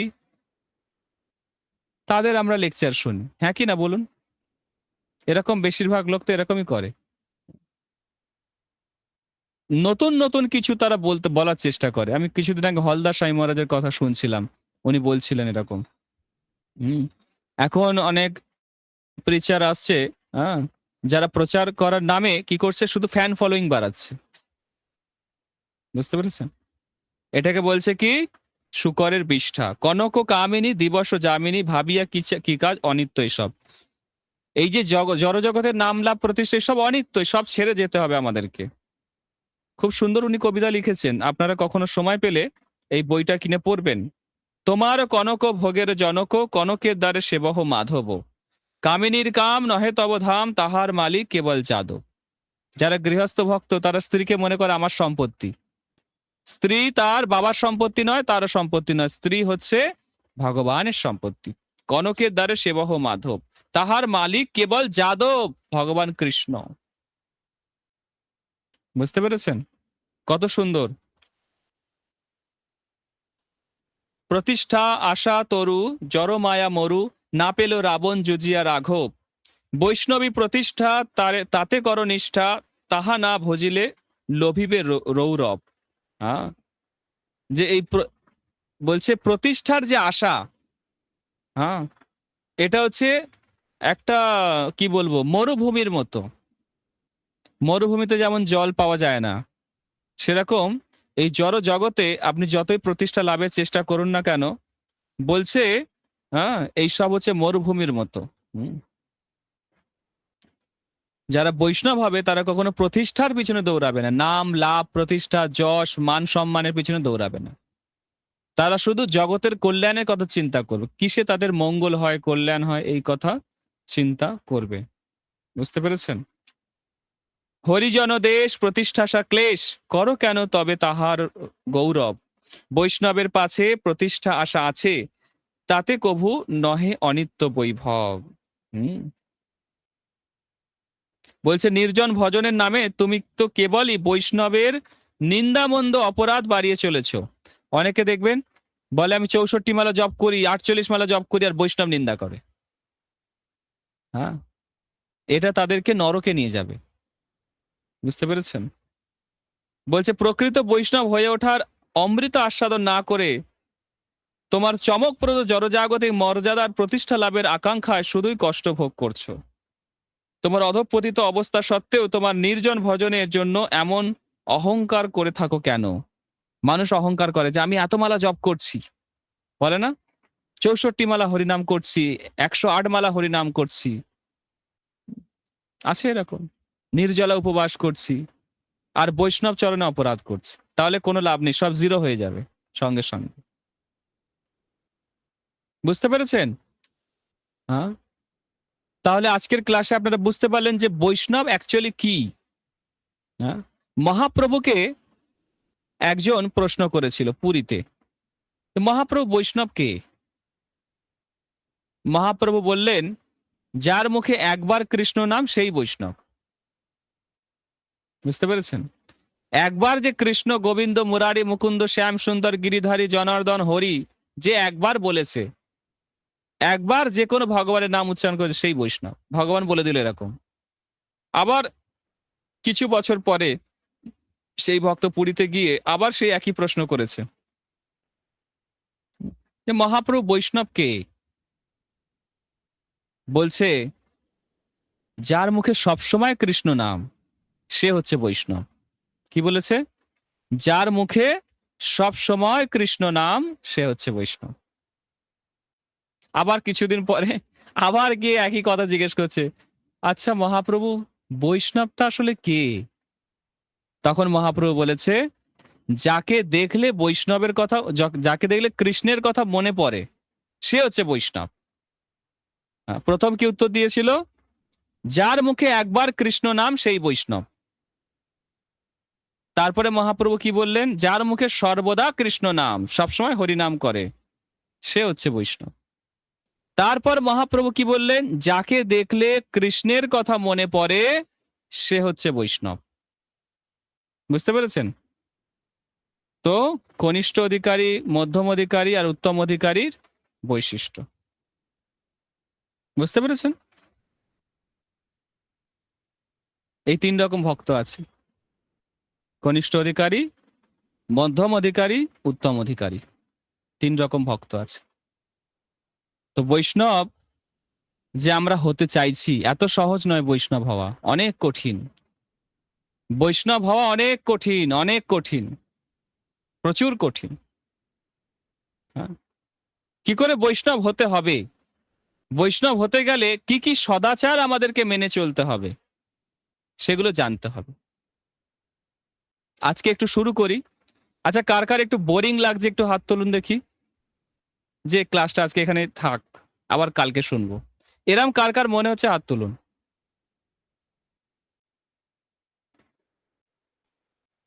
নেই? কার কার শুনতে ভালো লাগছে একটু হাত তুলুন দেখি। ডিজিটালি হাত তুলুন। আচ্ছা। আর যারা হাত তোলেননি তাদেরকে আমি কি ভাববো? হ্যাঁ, তারা মাঝামাঝি। ও হলেও চলবে আর থাকলেও চলবে, বন্ধ হলেও চলবে, নাকি?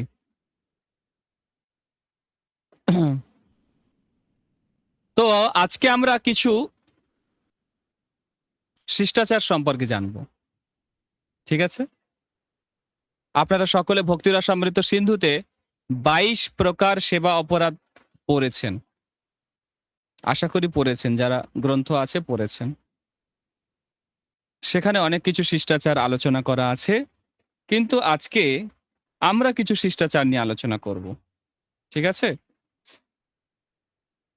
কি কি শিষ্টাচার নিয়ে আলোচনা করব? প্রথমে আমরা আলোচনা করব প্রসাদ নিয়ে। কি নিয়ে আলোচনা করব? মহাপ্রসাদ। মহাপ্রসাদ কি জয়। মহাপ্রসাদ। হ্যাঁ? এই প্রসাদ সম্পর্কে কি কি শিষ্টাচার আছে সেটা আমরা জানবো আজকে। ঠিক আছে? মন দিয়ে শুনুন। প্রভুপাদ ১৯৬৮ সালে দয়ানন্দকে চিঠি লিখেছিলেন। প্রভুপাদ বলেছিলেন যে এই প্রসাদ হচ্ছে আমাদের ভবরোগের ওষুধ। হরিনাম যেমন আমাদের ওষুধ, প্রসাদটাও আমাদের ওষুধ। প্রসাদ যদি আমরা পাই আমাদের জিহ্বা কন্ট্রোল হয়। হ্যাঁ, বলছে এই ধারণাটা আমি খুব পছন্দ করি। আমাদের ভবরোগ নিরাময়ের জন্য হরিনাম ওষুধ, আর প্রসাদ হলো পথ্য। ওষুধ আর পথ্য দুটো আলাদা জিনিস, জানেন তো আপনারা? ধরুন ডাক্তার কিছু ওষুধ দিয়েছে, প্যারাসিটামল খাবে, এই ওমেজ খাবে, এটা খাবে, সেটা খাবে, আর বলে দিয়েছে টক খাবে না, মেঝেতে শোবে না, বেশি জলে স্নান করবে না, তাই না? পা ঠান্ডা জিনিসে রাখবে না। এগুলো হচ্ছে পথ্য। ওষুধ এবং পথ্য দুটোই একে একে অপরের সঙ্গে সামঞ্জস্যপূর্ণ। ধরুন আপনি ওষুধও খেলেন, আবার টক ঝালও খেলেন, টকও খেলেন, তাহলে ওষুধ কাজ করবে না। হোমিওপ্যাথি ডক্টরের কাছে গেলে বলে যে টক খাবে না, কিন্তু আপনি ওষুধও খাচ্ছেন, টকও খাচ্ছেন, তাহলে হবে? হবে না। সেরকম প্রভুপাদ বলেছে হরিনামটা হচ্ছে ওষুধ, আর আমাদের প্রসাদটা হচ্ছে পথ্য। মনে থাকবে?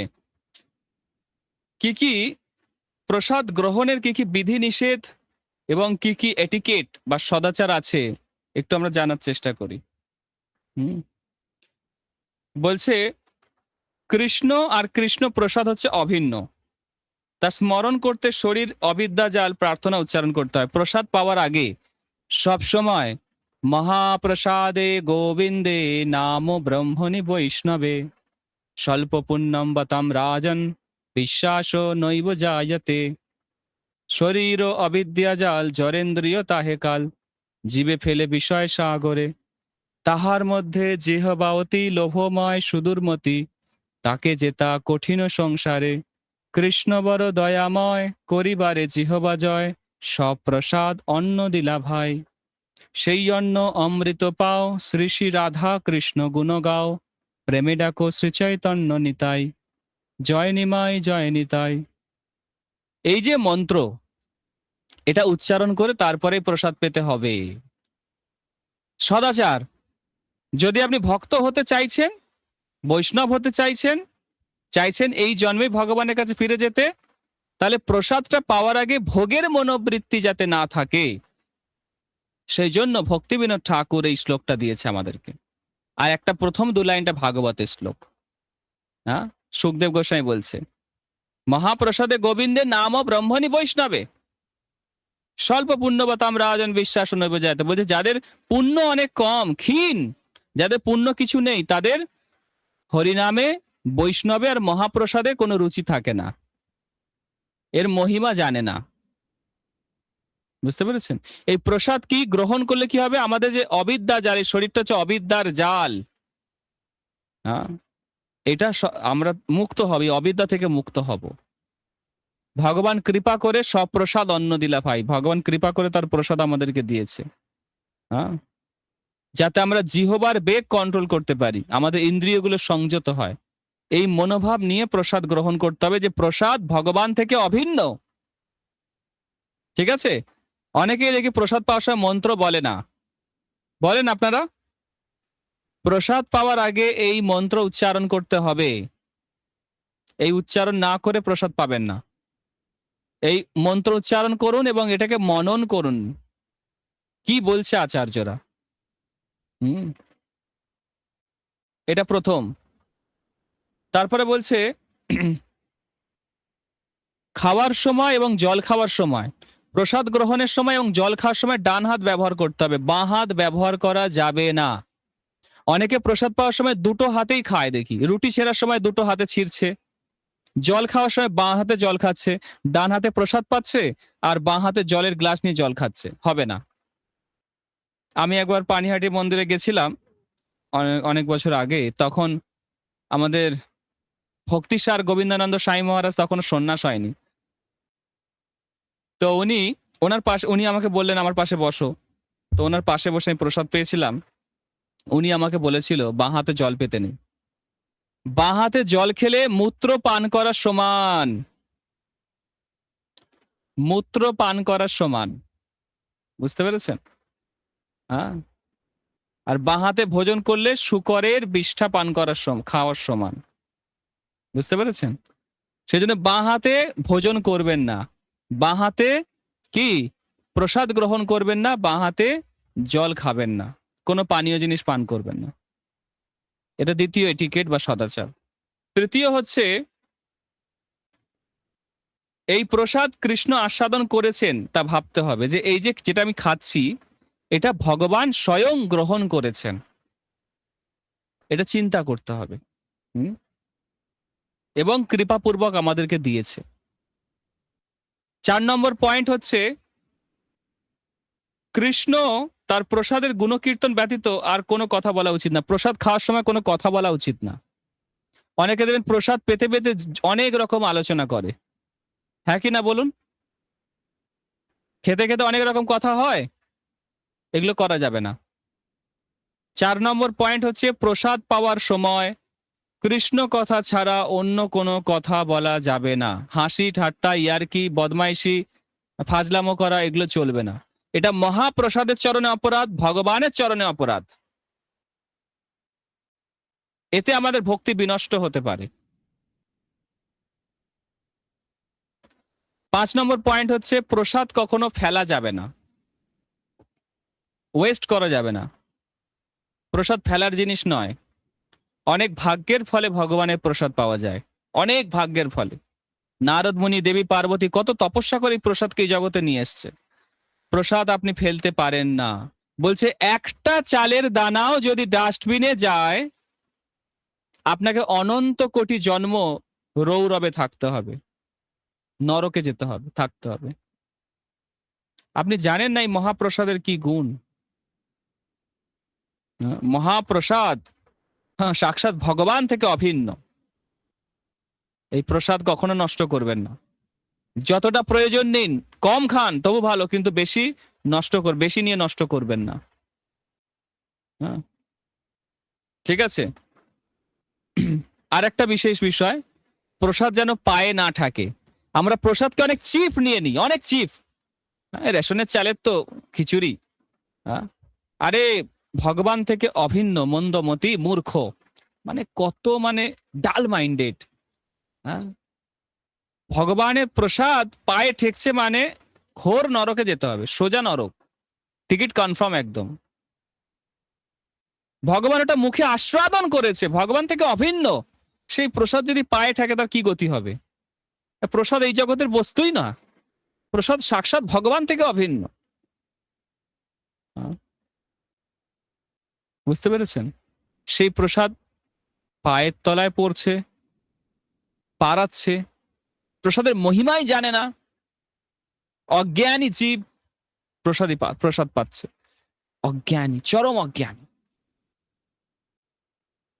বলছে প্রসাদ পাওয়ার পূর্বে হাত মুখ পা ধুতে হবে, প্রসাদ পাওয়ার পরে হাত মুখ পা ধুতে হবে। অনেকে প্রসাদ পাওয়ার পরে ভালো করে হাত মুখ ধয় না, কুলকুচি করে না, করতে হবে। হ্যাঁ, এটা শিষ্টাচার। বলছে প্রসাদ পাওয়ার 1 ঘন্টা পূর্বে জল পান করতে হবে। খাবার খাওয়ার সময় জল না খেলে ভালো, নাহলে 1.5 ঘন্টা পরে জল খেতে হবে। প্রভুপাদ বলেছে যে আমাদের পেটের 1/4 ভাগ জল দিয়ে ভর্তি করতে হবে এবং অর্ধেক খাদ্য দিয়ে ভর্তি করতে হবে, বাকি অংশটা খালি রাখতে হবে হাওয়া চলাচলের জন্য। পেটের 1 ভাগ অর্থাৎ 1/4 জল খাবেন, ঠিক আছে। 25% জল দিয়ে ভর্তি হবে, 50% প্রসাদ দিয়ে ভর্তি হবে, আর 25% খালি রাখতে হবে যাতে হাওয়া চলাচল করতে পারে। লোকে এমন প্রসাদ পায় উঠে আর দাঁড়াতে পারে না। লোকের বাড়িতে ধরুন নেমন্তন্ন করেছে বৈষ্ণব সেবাতে বা কিছুতে, ওদের বৈষ্ণব সম্পর্কে ধারণাই ভেঙে যায় প্রসাদ পাওয়া দেখে, যে বৈষ্ণবের এখন রাক্ষসের মতো গেলে নাকি রে। ধরুন 56 ভোগ বানিয়েছে বা কিছু, কোনো কোনো বাড়িতে আমাদেরও ডাকে। হ্যাঁ, যদিও আমরা বৈষ্ণব নই, তবু ওরা বৈষ্ণব বলে ভাবে, ডাকে। তো আমরা প্রসাদ পেতে যাই, 56 ভোগ জগন্নাথকে দিয়ে, 56 ভোগ। আর ভক্তরা লোভ সামলাতে পারে না, chowmein, burger, pizza, idli, dosa থেকে শুরু করে তেলে ভাজা পকোড়া থেকে শুরু করে কিছু বাদ নেই, সব টেস্ট করবে। ওরা বুঝে যায় কত বড় বৈষ্ণব। আমি বৈষ্ণব দেখেছিলাম একজনকে, অনেক রকম আইটেম হয়েছে, শুধু করলার ডাল দিয়ে অন্ন পেয়ে উঠে চলে গেল। দাঁড়িয়ে থেকে সবাইকে সার্ভ করালো, এই ওটা দাও, ওটা দাও, এই ভক্তের ওটা দরকার দাও। এত মহান বৈষ্ণব, কত রকম আইটেম হয়েছে, কিন্তু জিহ্বাকে সন্তুষ্ট করলো না উনি। উনি যতটুকু পেটে খিদে শুধু শরীর ধারণের জন্য করলার ডাল দিয়ে অন্ন পেয়ে উঠে চলে গেল। বুঝতে পেরেছেন? অনেক রকম আইটেম ছিল, প্রায় 25-26 রকম আইটেম ছিল। আমি শুধু ওনার বৈষ্ণবতাটা দেখলাম, কত মহান হয় এই বৈষ্ণব। আমাদের তো কয়েক জন্ম লেগে যাবে এরকম হতে, হবে না এই জন্মে। 56 ভোগ আমি শুধু দেখি যে কি অবস্থা। হ্যাঁ, তারপরে প্রসাদ সম্পর্কে হ্যাঁ, বলা হচ্ছে, প্রভুপাদ অনেক কিছু বলেছেন এই বিষয়ে। বলে যারা প্রসাদ পাবেন তাদেরকে ডেকে আসনে বসাতে হবে, যোগ্য ভক্তরা প্রসাদ পরিবেশন করবে। প্রসাদ যেমন তেমন করে পেলে হবে না, আগে আসন পাততে হবে, আসনের উপর বসতে হবে। পূর্ব দিকে মুখ করে প্রসাদ পেলে ভালো, সব থেকে ভালো পূর্ব দিকে মুখ করে প্রসাদ পাওয়া। উত্তর দিকে যেন কখনো মুখ করে প্রসাদ পাবেন না, ঠিক আছে? তো আসনে বসতে দিতে হবে, তাদেরকে জলের গ্লাস দিতে হবে, বা তাদের প্রসাদ সার্ভ করার যোগ্য ব্যক্তি থাকতে হবে। অনেকে প্রসাদ সার্ভ করে বেশি বেশি দিয়ে দেয়, এতে ভক্তরা প্রসাদ নষ্ট করে। কম দিন, 2বার দিন, 4বার দিন, কিন্তু বেশি দিয়ে নষ্ট করবেন না প্রসাদ। এমন না যে ওই ভক্তটা খেতে পারলো না ওর দোষ, না, যে সার্ভ করেছে ওনারও অপরাধ হলো। যে প্রসাদ পরিবেশন করেছে ওনারও অপরাধ যে উনি বেশি দিয়েছে। কখনো দেখবেন ভক্তরা বলে, প্রভু আর পারবো না, দেবেন না। এত প্রেম, একদম উদলে পড়ছে, প্রভু আরো 2টো রসগোল্লা খান, আরো 4টে খান, আরো 6টা পকোড়া খান। বাস, মাতাজি বা প্রভু যে সেটা নষ্ট করলো, এর ফলে দোষটা কার হলো, অপরাধটা কার হলো? সেই ভক্তের হলো না, যে তাকে পরিবেশন করেছে তার সেই অপরাধটা হলো। আর মহাপ্রসাদ ফেলে দেওয়া মানে ঘোর নরকে যেতে হবে তাকে, একদম নরকে, একদম কনফার্ম টিকিট, কোনো সন্দেহ নেই। প্রসাদের মূল্য জানতে হবে আগে। প্রসাদ চিন্ময় বস্তু, প্রসাদ কোনো জড় বস্তু নয়। বুঝতে পেরেছেন? তারপরে বলছে যারা পরিবেশন করবে প্রসাদ তাদেরকে শান্ত হতে হবে, সন্তুষ্ট হতে হবে, পোশাক আশাক তাদের পারফেক্ট হতে হবে, পরিষ্কার পরিচ্ছন্ন হতে হবে। হ্যাঁ, যদি প্রয়োজন হয় তখন প্রসাদ দিতে হবে, অতিরিক্ত চাপিয়ে দেওয়া যাবে না, অতিরিক্ত প্রসাদ চাপিয়ে দেওয়া যাবে না, ঠিক আছে? যতটা পরিমাণ দরকার ততটা পরিমাণ প্রসাদ দিতে হবে। বুঝতে পেরেছেন? এরকম অনেক লোক প্রসাদ পরিবেশন করে ঘাম টপছে, পরমান্নের মধ্যেও ঘাম টপছে, ডালের মধ্যেও ঘাম টপছে, লবণ দিয়ে যাচ্ছে হয়তো কম, ওই লবণটা মেকআপ হয়ে যাচ্ছে, এরকম যেন না হয়। প্রসাদ পরিবেশন করার সময় ফ্রেশ, একদম ক্লিন থাকতে হবে, পোশাক আশাক একদম ঠিকঠাক থাকতে হবে, ঠিক আছে? মাতাজিদের ক্ষেত্রেও বলছি, প্রভুদের ক্ষেত্রেও বলছি, খুব সাবধান থাকতে হবে। প্রসাদ সার্ভ করা একটা মানে শিল্প, হ্যাঁ, এটা একটা আর্ট। কি করে প্রসাদ, অনেকে প্রসাদ দেয় মনে যেন ছুঁড়ে দিল আমাকে। বুঝতে পারছি এঠো প্লেটে টাচ যাতে না হয়ে যায় সেরকম করে দিতে হবে, হ্যাঁ, কিন্তু প্রসাদ এমন করে দিতে হবে যেন উনি বুঝতে পারে আমাকে রেসপেক্টফুলি দিল, এরম যাতে মনে না হয় আমাকে ছুঁড়ে দিল, অবজ্ঞা ভরে দিল, অবহেলা করে দিল। বেশিরভাগ ভক্তকে আমি এরকম দেখেছি, যে ধরুন একটা অভক্তকে সে প্রসাদ দিচ্ছে, হাতটা এরম করে নিয়ে ওপর থেকে ছুঁড়ে দিল, ছেড়ে দিল। কি এটা, কি হলো এটা? ঘোর অপরাধ, মহা অপরাধ। হ্যাঁ, প্রসাদ দেবেন যেন তার মধ্যে আপনার স্নেহ থাকে, ভালোবাসা থাকে। বুঝতে পেরেছেন? এরকম অনেককে আমি দেখেছি, একদম স্পষ্ট দেখেছি। ভক্তিচারু মহারাজ এই বিষয়ে খুব সতর্ক ছিলেন। খুব সুন্দর করে প্রসাদ কি করে প্রসাদ সার্ভিং করাটা হচ্ছে একটা আর্ট। যেমন গান গাওয়া একটা শিল্প, ছবি আঁকা একটা শিল্প, নৃত্য একটা শিল্প, রান্না করা একটা শিল্প, এবং পরিবেশন করাটাও একটা শিল্প। অনেকে ভক্ত পরিবেশন করে, অনেক প্রসাদ বাইরে পড়ে যায়, তারা জানেই না কি করে লোকের পাতে দিতে হয়, অনেক প্রসাদ বাইরে পড়ে যায় এক্সট্রা। বুঝতে পারছেন? এগুলো আমাদেরকে মেনটেন করতে হবে, এটা সদাচারের বাইরে। তার মানে আমরা প্রসাদের ভ্যালুটা বুঝতে পারছি না, ভগবান আমাদেরকে দিচ্ছে, আমরা তার গুরুত্বটা বুঝতে পারছি না, এর জন্য একদিন আমাদেরকে না খেয়ে থাকতে হবে। আমি ভক্তদের থেকে শুনেছি, যদি আপনি প্রসাদ নষ্ট করেন, ধরুন একদিনের মতো প্রসাদ, একদিন খাওয়ার মতো প্রসাদ আপনি নষ্ট করে ফেলেছেন, তো একদিন আপনার খাওয়া জুটবে না। কোনোভাবেই জুটবে না। হ্যাঁ, এবং জীবনের শেষে নরকে যেতে হবে। বলছে প্রসাদ সার্ভ করার সময় আগে শিশুদের এবং যারা বয়োজ্যেষ্ঠ মানুষ তাদেরকে আগে প্রসাদ সেবা সার্ভ করতে হবে। যারা ইয়াং তাদেরকে একটু লেটে প্রসাদ দিতে হবে। যারা বয়স্ক মানুষ তাদেরকে আগে প্রসাদ পরিবেশন করতে হবে। হুম, ঠিক আছে।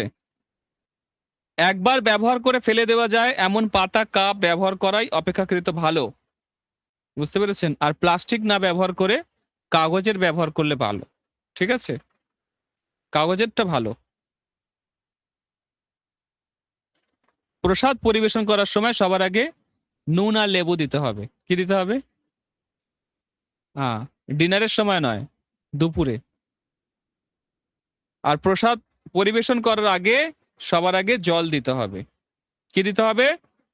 হ্যাঁ, অনেকে জানে না কোনটার পরে কি দিতে হয়। হ্যাঁ, প্রথমে ডাল ঝাল অম্বল দিয়ে দেয় না, মহাপ্রভু যেভাবে শিখিয়েছে। হ্যাঁ, প্রথমে শাক, তিতো, শুক্তো, তারপর ডাল, সবজি, এইভাবে একটা সিকোয়েন্স আছে, একটা ক্রম আছে, সেই অনুযায়ী দিতে হয়। আমি অনেক বাড়িতেই প্রসাদ পেতে যাই, তারা জানে না কি করে সার্ভ করতে হয়। আগে ডালটা দিয়ে দিল, বাস, ডালে ঝোলে অম্বলে সব এক হয়ে গেল।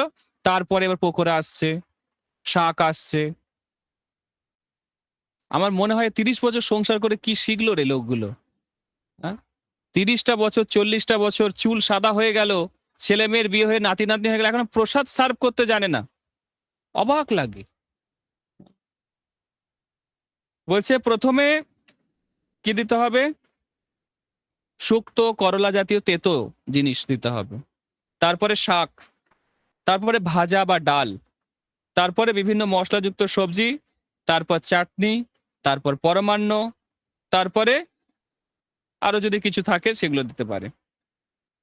ঠিক আছে, যতক্ষণ না কেউ সন্তুষ্ট হচ্ছে ততক্ষণ প্রসাদ সার্ভ করতে হবে। কোনো কৃপণতা করা যাবে না। অনেক সময় কি হয়, যারা প্রসাদ সার্ভিং করে তারা ভাবে আমার জন্য বাঁচবে তো।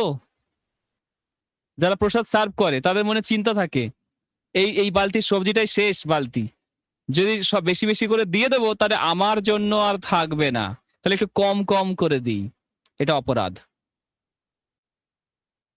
বুঝতে পারছেন? এটা অপরাধ এখানে বলছে। হ্যাঁ, বলছে পরিবেশনের সময় যাদেরকে প্রসাদ সার্ভ করছি সেই পাতায় যেন না ঠেকে, এঁঠো পাতাতে যেন না টাচ হয়। প্রসাদ পড়বে পাতে সুন্দরভাবে, রেসপেক্টফুলি পড়বে, সম্মানপূর্বক পড়বে, কিন্তু পাতা টাচ হবে না। বুঝতে পেরেছেন? পাতা টাচ হয়ে গেল মানে ওই হাতাটা বা ওই স্পুনটা উচ্ছিষ্ট হয়ে গেল, ওটা আবার বাতিল হয়ে গেল। অনেক জায়গায় গৌরীয় মঠে বা অনেক জায়গাতে আমি দেখেছি, হ্যাঁ, সরাসরি একদম ঠুকে ঠুকে দিয়ে দিচ্ছে, একদম ওই এঁঠো প্লেটের উপর ঠুকে ঠুকে দিয়ে দিচ্ছে। ওই বাসনপত্র সব নষ্ট হয়ে যাবে। কখনো ভগবানের থালা বাসন থেকে সরাসরি প্রসাদ সার্ভ করবেন না। ভগবানের খাবারের প্লেট থেকে সেগুলো অন্য পাত্রে ট্রান্সফার করবেন, সেখান থেকে অন্য পাত্রে দিয়ে সেগুলো দেবেন। ঠিক আছে? আচ্ছা, বলছে কখনো প্রসাদ ডিঙিয়ে যেতে নেই। বুঝতে পেরেছেন? কখনো প্রসাদ ডিঙিয়ে যাবেন না। অনেক সময় প্রসাদ পড়ে থাকে, একদম মানে এত নিজেকে কি মনে করে যায় না, প্রসাদ ডিঙিয়ে চলে গেল। প্রসাদ সাক্ষাৎ কৃষ্ণ, সাক্ষাৎ কৃষ্ণ, তুমি ভগবানকে ডিঙিয়ে চলে যাবে? এত বড় ধৃষ্টতা! তা কি নাম জপ করছি আমরা, কি ভক্তি করছি? প্রসাদ পড়ে আছে, ডাল পড়ে আছে বা অন্ন পড়ে আছে বা কোনো প্রসাদ পড়ে আছে, ডিঙিয়ে চলে যাচ্ছে। ভক্তি এইভাবে নষ্ট হয়ে যায়। বলছে যখন প্রসাদ সার্ভ করা হবে বেশি যেন আওয়াজ না হয়। বুঝতে পেরেছেন? বেশি যেন থালা বাসনে আওয়াজ না হয়, একদম শান্তভাবে সার্ভ করতে হয়। বলছে প্রসাদ পাওয়ার পর ওই জায়গাটা সঙ্গে সঙ্গে পরিষ্কার করতে হয়। কি করতে হয়? পরিষ্কার করতে হয়, মুছতে হয়। হুম, এরকম সুন্দর সুন্দর ইনস্ট্রাকশন প্রভুপাদের রয়েছে। একটা টপিক আমি আলোচনা করলাম শুধুমাত্র, অনেক কিছু বলার আছে এই বিষয়ে। অনেক ডিটেলস, শুধু প্রসাদের ব্যাপারে যদি আমি বলতে শুরু করি, অনেক কিছু বলার আছে। ঠিক আছে? ভগবানকে যেগুলো নিবেদন করবেন সেগুলো যেন সাত্ত্বিক হয় সবসময়, তামসিক রাজসিক যেন না হয়। নিজের খেতে ইচ্ছা করছে বলে ভগবানকে দিয়ে দিলাম, সেটা প্রসাদ রূপে গ্রহণ করলাম, এরম যেন না হয়। অনেকে বলে প্রভু ডাক্তার তো ওষুধ দিয়েছে, ওষুধটাও কি ভগবানকে নিবেদন করে খাবো? এরকম অনেকের প্রশ্ন থাকে যে আপনারা বলছেন সব ভগবানকে দিয়ে খেতে, ঠিক আছে বুঝলাম, কিন্তু তাহলে ওষুধটাও কি দিয়ে খাবো? না, ওষুধটা ভগবানকে দিতে হবে না। শ্রী বিষ্ণু শ্রী বিষ্ণু শ্রী বিষ্ণু 3 বার উচ্চারণ করে আপনারা ওষুধ গ্রহণ করতে পারেন। যদি ভগবান বিষ্ণুর নাম উচ্চারণ করে ওষুধ গ্রহণ করেন, সেই ওষুধের ক্ষমতা আরো 10 গুণ বেড়ে যায়। বুঝতে পেরেছেন? হ্যাঁ, শুধু তাই নয়, আমরা যে জল খাই সেই জলটাও যেন ভগবানের প্রসাদী হয়, ভগবানকে নিবেদন করা হয়। সেই একটু জল আপনার সঙ্গে রাখলেন, বাকি আপনার বোতলে জলের সঙ্গে মিশিয়ে নিলেন। বুঝতে পেরেছেন? যে জলের পাত্র আছে সেখানে মিশিয়ে নেবেন। এইভাবে সবসময় প্রসাদ জল পাওয়ার চেষ্টা করুন, কারণ আমাদের বডিতে 75% জল। তো জলটা যদি ভগবানের প্রসাদী যায় তাহলে খুব মঙ্গলজনক হয়। ঠিক আছে? এরকম অনেক বিস্তারিত অনেক কিছু বলা যায়, শুধু প্রসাদের ব্যাপারেই বলা যায়। বলছে প্রসাদ যেখানে রান্না হয়, ভগবানের ভোগ, সেই জায়গাটা রাধারানীর নিবাসস্থল হয়। রান্নাঘরে সবসময় রাধারানী থাকেন, সেই জায়গাটা যেন ক্লিন থাকে, পরিষ্কার থাকে, উপযুক্ত থাকে। বুঝতে পেরেছেন? এবং প্রসাদ সবসময় ঢেকে রাখতে হবে। কি করে রাখতে হবে? ঢেকে রাখতে হবে, সেখানে যেন কোনো পোকামাকড় বা মাছি কীটপতঙ্গ না আসে, না বসে। বুঝতে পারছেন? হ্যাঁ। আর প্রসাদ পাওয়ার পরে হাত মুখ ভালো করে ধুইতে হবে, পরিষ্কার পরিচ্ছন্ন করতে হবে। হ্যাঁ? এই হচ্ছে প্রসাদ রিলেটেড। হ্যাঁ, প্রসাদ পেতে বসে আরো আরো কয়েকটা কথা বলে দিই, এগুলো তো আরো শুনে আনন্দ পাবেন। বলছে প্রসাদ পেতে বসে কখনো প্রসাদের নিন্দা করা উচিত নয়। অনেকে প্রসাদ পেতে বসে বলে, ইস আজকের তরকারিটা না ঝাল হয়নি, ইস আজকের সবজিটাতে না নুন হয়নি, বলে না অনেকে। এটা বলা উচিত না, কারণ ভগবান যেভাবে পেয়েছে সেভাবে পাওয়া উচিত। অপরাধ এরকম হয়েই যায়, এগুলো না করলে ভালো, এই অপরাধগুলো। হ্যাঁ, নুন দিতে পারেন পরবর্তীকালে এক্সট্রা, কিন্তু বলা যাবে না যে নুন হয়নি। প্রসাদ পেতে বসে আপনি কখনো সেটাকে জাজ করতে পারেন না। আপনার 14 পুরুষের ভাগ্য ভালো, প্রসাদ আপনার কবলে জুটেছে। হ্যাঁ, আমরা কি যোগ্যতা আছে প্রসাদ পাওয়ার? ভগবান নারায়ণের প্রসাদ পাওয়ার কি যোগ্যতা আছে আমাদের? আচার্যরা কৃপা করে আমাদেরকে দিয়েছে, সেই জন্য আমরা প্রসাদ পাচ্ছি। আমাদের কোনো যোগ্যতা নেই। প্রসাদের যে কি মহিমা আমরা জানিই না, আমরা জাজ করছি এটা নুন হয়নি, ঝাল হয়নি। এটা কি জাগতিক জিনিস নাকি? তুমি কোনো রেস্টুরেন্টে খেতে বসেছো নাকি? হ্যাঁ? প্রসাদ সবসময় নমস্কার করে, প্রণাম করে, হ্যাঁ, আচার্যদের দেখবেন তারা কিভাবে প্রসাদ পেত। প্রসাদকে সবসময় প্রণাম করত, স্তুতি করত, এবং যতটা শরীর ধারণের জন্য প্রয়োজন ততটা গ্রহণ করত। এটা হচ্ছে প্রসাদ। হ্যাঁ, বুঝতে পেরেছেন? এইরকম ভাবে প্রসাদ, প্রসাদ কখনো নিন্দা করবেন না। অনেকে বলে আজকে না এই প্রসাদ পেয়ে আমার শরীরটা খারাপ হয়ে গেল। আরে মহাপাপী, তোমার জড়জাগতিক শরীর প্রসাদের জন্য শরীর খারাপ হয়ে গেল? উল্টো পাল্টা কথা। হ্যাঁ, প্রসাদের জন্য কারোর শরীর খারাপ হয় না কখনো। আমরা জানি না ভগবানকে কি নিবেদন করা উচিত, আমরা জানি না যে আমাদের শরীরের জন্য কি প্রয়োজন, তাহলে শরীর তো খারাপ হবেই। হ্যাঁ, বুঝতে পেরেছেন? ভগবানের সন্তুষ্টি বিধান করুন, তাহলে দেখবেন আপনার শরীর ঠিক থাকবে। আর যদি প্রারব্ধ কর্ম, সেটা ভোগ করতে হবে। প্রারব্ধ কর্ম ভোগ করতে হবে। যেমন আমাদের গুরু মহারাজ এখন আমেরিকাতে আছে, আইসিইউতে ভর্তি আছে। ওনার শরীর কি প্রারব্ধ কর্মের জন্য হলো? না। আমাদের মতো যারা মহাপাপী, তাদের পাপগুলো উনি গ্রহণ করেছেন। শিষ্যদের পাপ গ্রহণ করে উনি কষ্ট পাচ্ছেন। বুঝতে পেরেছেন? আমরা তো সবসময় অপরাধ করি, এই অপরাধগুলো যাবে কোথায়? উনি গ্রহণ করে উনি কষ্ট পাচ্ছেন। বুঝতে পেরেছেন? প্রসাদ খুব সাবধান, প্রসাদ নষ্ট করবেন না, একদম নষ্ট করবেন না। কম খান, কিন্তু নিয়ে নষ্ট করবেন না কোনোদিন। ঠিক আছে? এইগুলো আপনাদেরকে বললাম। প্রসাদের সবসময় স্তুতি করবেন, প্রসাদের মহিমা গান করবেন। ঠিক আছে? খুব সাবধানে প্রসাদ পাবেন। প্রসাদ পাওয়ার সময় যেন মাটিতে না পড়ে সেই প্রসাদ। খেয়াল রাখতে হবে এইসব জিনিস। বলছে প্রসাদ এমন বস্তু, যদি কুকুর প্রসাদ পায় সেই প্লেটে আপনি প্রসাদ পেতে পারেন। প্রসাদ এত মহিমান্বিত। কুকুর যে প্লেটে খেয়েছে সেই প্লেট থেকে আপনি প্রসাদ নিয়ে খেতে পারেন। প্রসাদ এত মহিমান্বিত। ঠিক আছে? কারো কোনো প্রশ্ন থাকলে রিলেটেড করলাম। অনেক পয়েন্ট বলেছি আমি প্রসাদের ব্যাপারে। ঠিক আছে? এগুলো মাথায় রাখবেন, মনে রাখবেন, ভুলে যাবেন না। প্র্যাকটিস করুন এইভাবে, তবে ভক্তি জীবনে এগোবেন। দিনে 3 বেলা প্রসাদ পেতে বসেন, 3 বেলাই অপরাধ করি আমরা। 3 বেলাই অপরাধ। বেশি নিয়ে নষ্ট করব 1 নম্বর, 2 নম্বর বলবো এই নুন হয়নি, এই ঝাল হয়নি, এই টক হয়নি, হ্যাঁ এই যা ঠান্ডা হয়ে গেছে, শক্ত হয়ে গেছে। তাই না? কত কিছু আমরা বলি না? মন্দমতি। 3 বেলাই অপরাধ করছি, এই অপরাধ কত জমে আছে।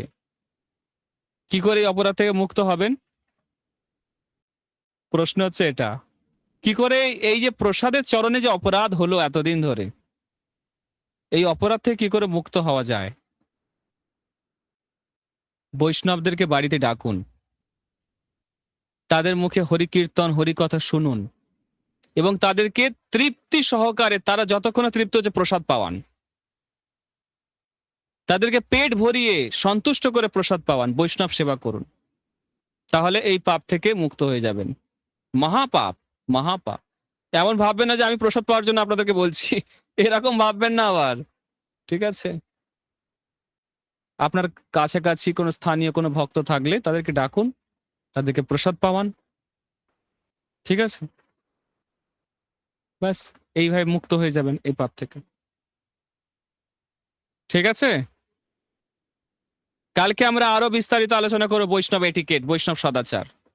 কীর্তন কি করে করতে হয়, কীর্তনের সময় কি মুড থাকতে হয়, প্রভুপাদ কি কি বলে গেছেন কীর্তনের ব্যাপারে, কি কি স্টেটমেন্ট দিয়ে গেছেন, সেগুলো আমরা জানবো।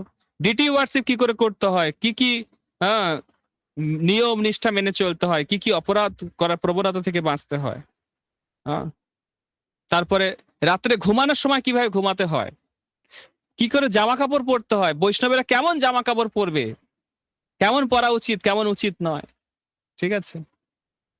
বৈষ্ণবেরা তাদের লাইফস্টাইল কেমন হবে, কেমন হওয়া উচিত নয়, সব বিষয়ে আমি আলোচনা করব। অনেক টপিক আছে, প্রচুর টপিক আছে। হ্যাঁ, কিভাবে তপস্যা করবে, কিভাবে সাধনা করবে। হ্যাঁ, তারপরে দশবিধ নাম অপরাধ থেকে কি করে বাঁচবে। তীর্থ ভ্রমণ, পারমার্থিক ভ্রমণে যখন ধরুন কাউকে কোনো ভক্তকে নিয়ে যাওয়া হচ্ছে, সেখানে গিয়ে আমরা আমাদের মনোভাব কেমন থাকা উচিত কেমন থাকা উচিত নয়। পারমার্থিক ভ্রমণে গিয়ে আমরা অ্যাটাচ বাথরুম খুঁজি, আমার অ্যাটাচ বাথরুম আছে তো, আমার অ্যাটাচ বাথরুম কোথায় প্রভু, এত টাকা দিলাম। অ্যাটাচ বাথরুম, ধামে গিয়ে অ্যাটাচ বাথরুম, তোমার বাড়ি নাকি না কোনো 5 স্টার রেস্টুরেন্ট। ধামে এসে আমরা অ্যাটাচ বাথরুম যদি খুঁজি, তাহলে বাথরুমের প্রতি অ্যাটাচড হয়ে বাথরুমে জন্ম নিতে হবে আবার। প্রভুপাদ বলেছেন বাথরুমের প্রতি অ্যাটাচড হয়ে না, কৃষ্ণের প্রতি অ্যাটাচড হও। মহাপাপী, মহাপাপী। বুঝতে পেরেছেন? ধামে গিয়ে খোঁজে আমার এসি রুম আছে তো প্রভু। প্রসাদ কি হবে প্রভু, প্রসাদ, প্রসাদ একটু ভালো করবেন। হ্যাঁ, প্রসাদ। আর এত ভালো প্রসাদ পেয়ে বাথরুমে গিয়ে 10 বার বসে থাকতে হবে, আর ঘুরতে যেতে পারবে না, ধাম দর্শন করতে পারবে না। ঘটনা আমি দেখেছি, এরকম পরিক্রমাতে কত লোককে আমরা নিয়ে গেছি বা আমরা নিজেরা গেছি, গিয়ে মানুষ কমফোর্ট খোঁজে ধামে গিয়ে। আরে ধামের মাটি চিন্ময়, মাটিতে শুয়ে পড়ো, গাছের তলায় শুয়ে পড়ো, তবে মহাপ্রভুর কৃপা পাবে, কৃষ্ণের কৃপা পাবে। হ্যাঁ, এসি রুমে শুয়ে ধামের কৃপা পাবে না, অসম্ভব। বুঝতে পেরেছেন কি বলছি? শুনতে কষ্ট লাগবে, কিন্তু এসব সত্য কথা। এই জন্য বললাম না, বৈষ্ণব হওয়া বড় শক্ত, ভক্ত হওয়া বড় শক্ত, অত সোজা নয়। এসব আমাদের জন্য নয়, আসলে অ্যাকচুয়ালি এগুলো আমাদের জন্য নয়। প্রভুপাদ কৃপা করে আমাদের মতো লোককে রাস্তা থেকে তুলে এনে এই ভক্তি জীবনে যুক্ত করে দিয়েছে। এসব কি আমাদের মতো পাপিতাপি লোকেদের জন্য নাকি? প্রভুপাদের করুণাতে আমরা আজকে জব করছি, ধাম দর্শন করতে যেতে পারছি, প্রসাদ পাচ্ছি, একাদশী করছি। বুঝতে পেরেছেন? থাক, এই পরের ডোজটা কালকে দেব, আজকে এইটুকু থাক। কোনো প্রশ্ন থাকলে বলুন। প্রশ্ন শুনেই।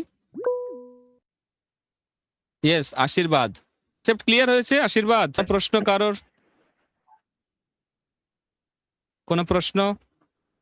এখানেই থাকতে হবে অমৃত লহরী, বদন ভরে বল সবে হরি হরি। হরে কৃষ্ণ কৃষ্ণ কৃষ্ণ হরে হরে, হরে রাম রাম রাম হরে হরে। জগৎগুরু শিল প্রভুপাদ কি জয়, সমবেত ভক্ত মন্ডলী কি জয়। নিতাই গৌর সীতানাথ প্রেমানন্দে, হরি হরি বল।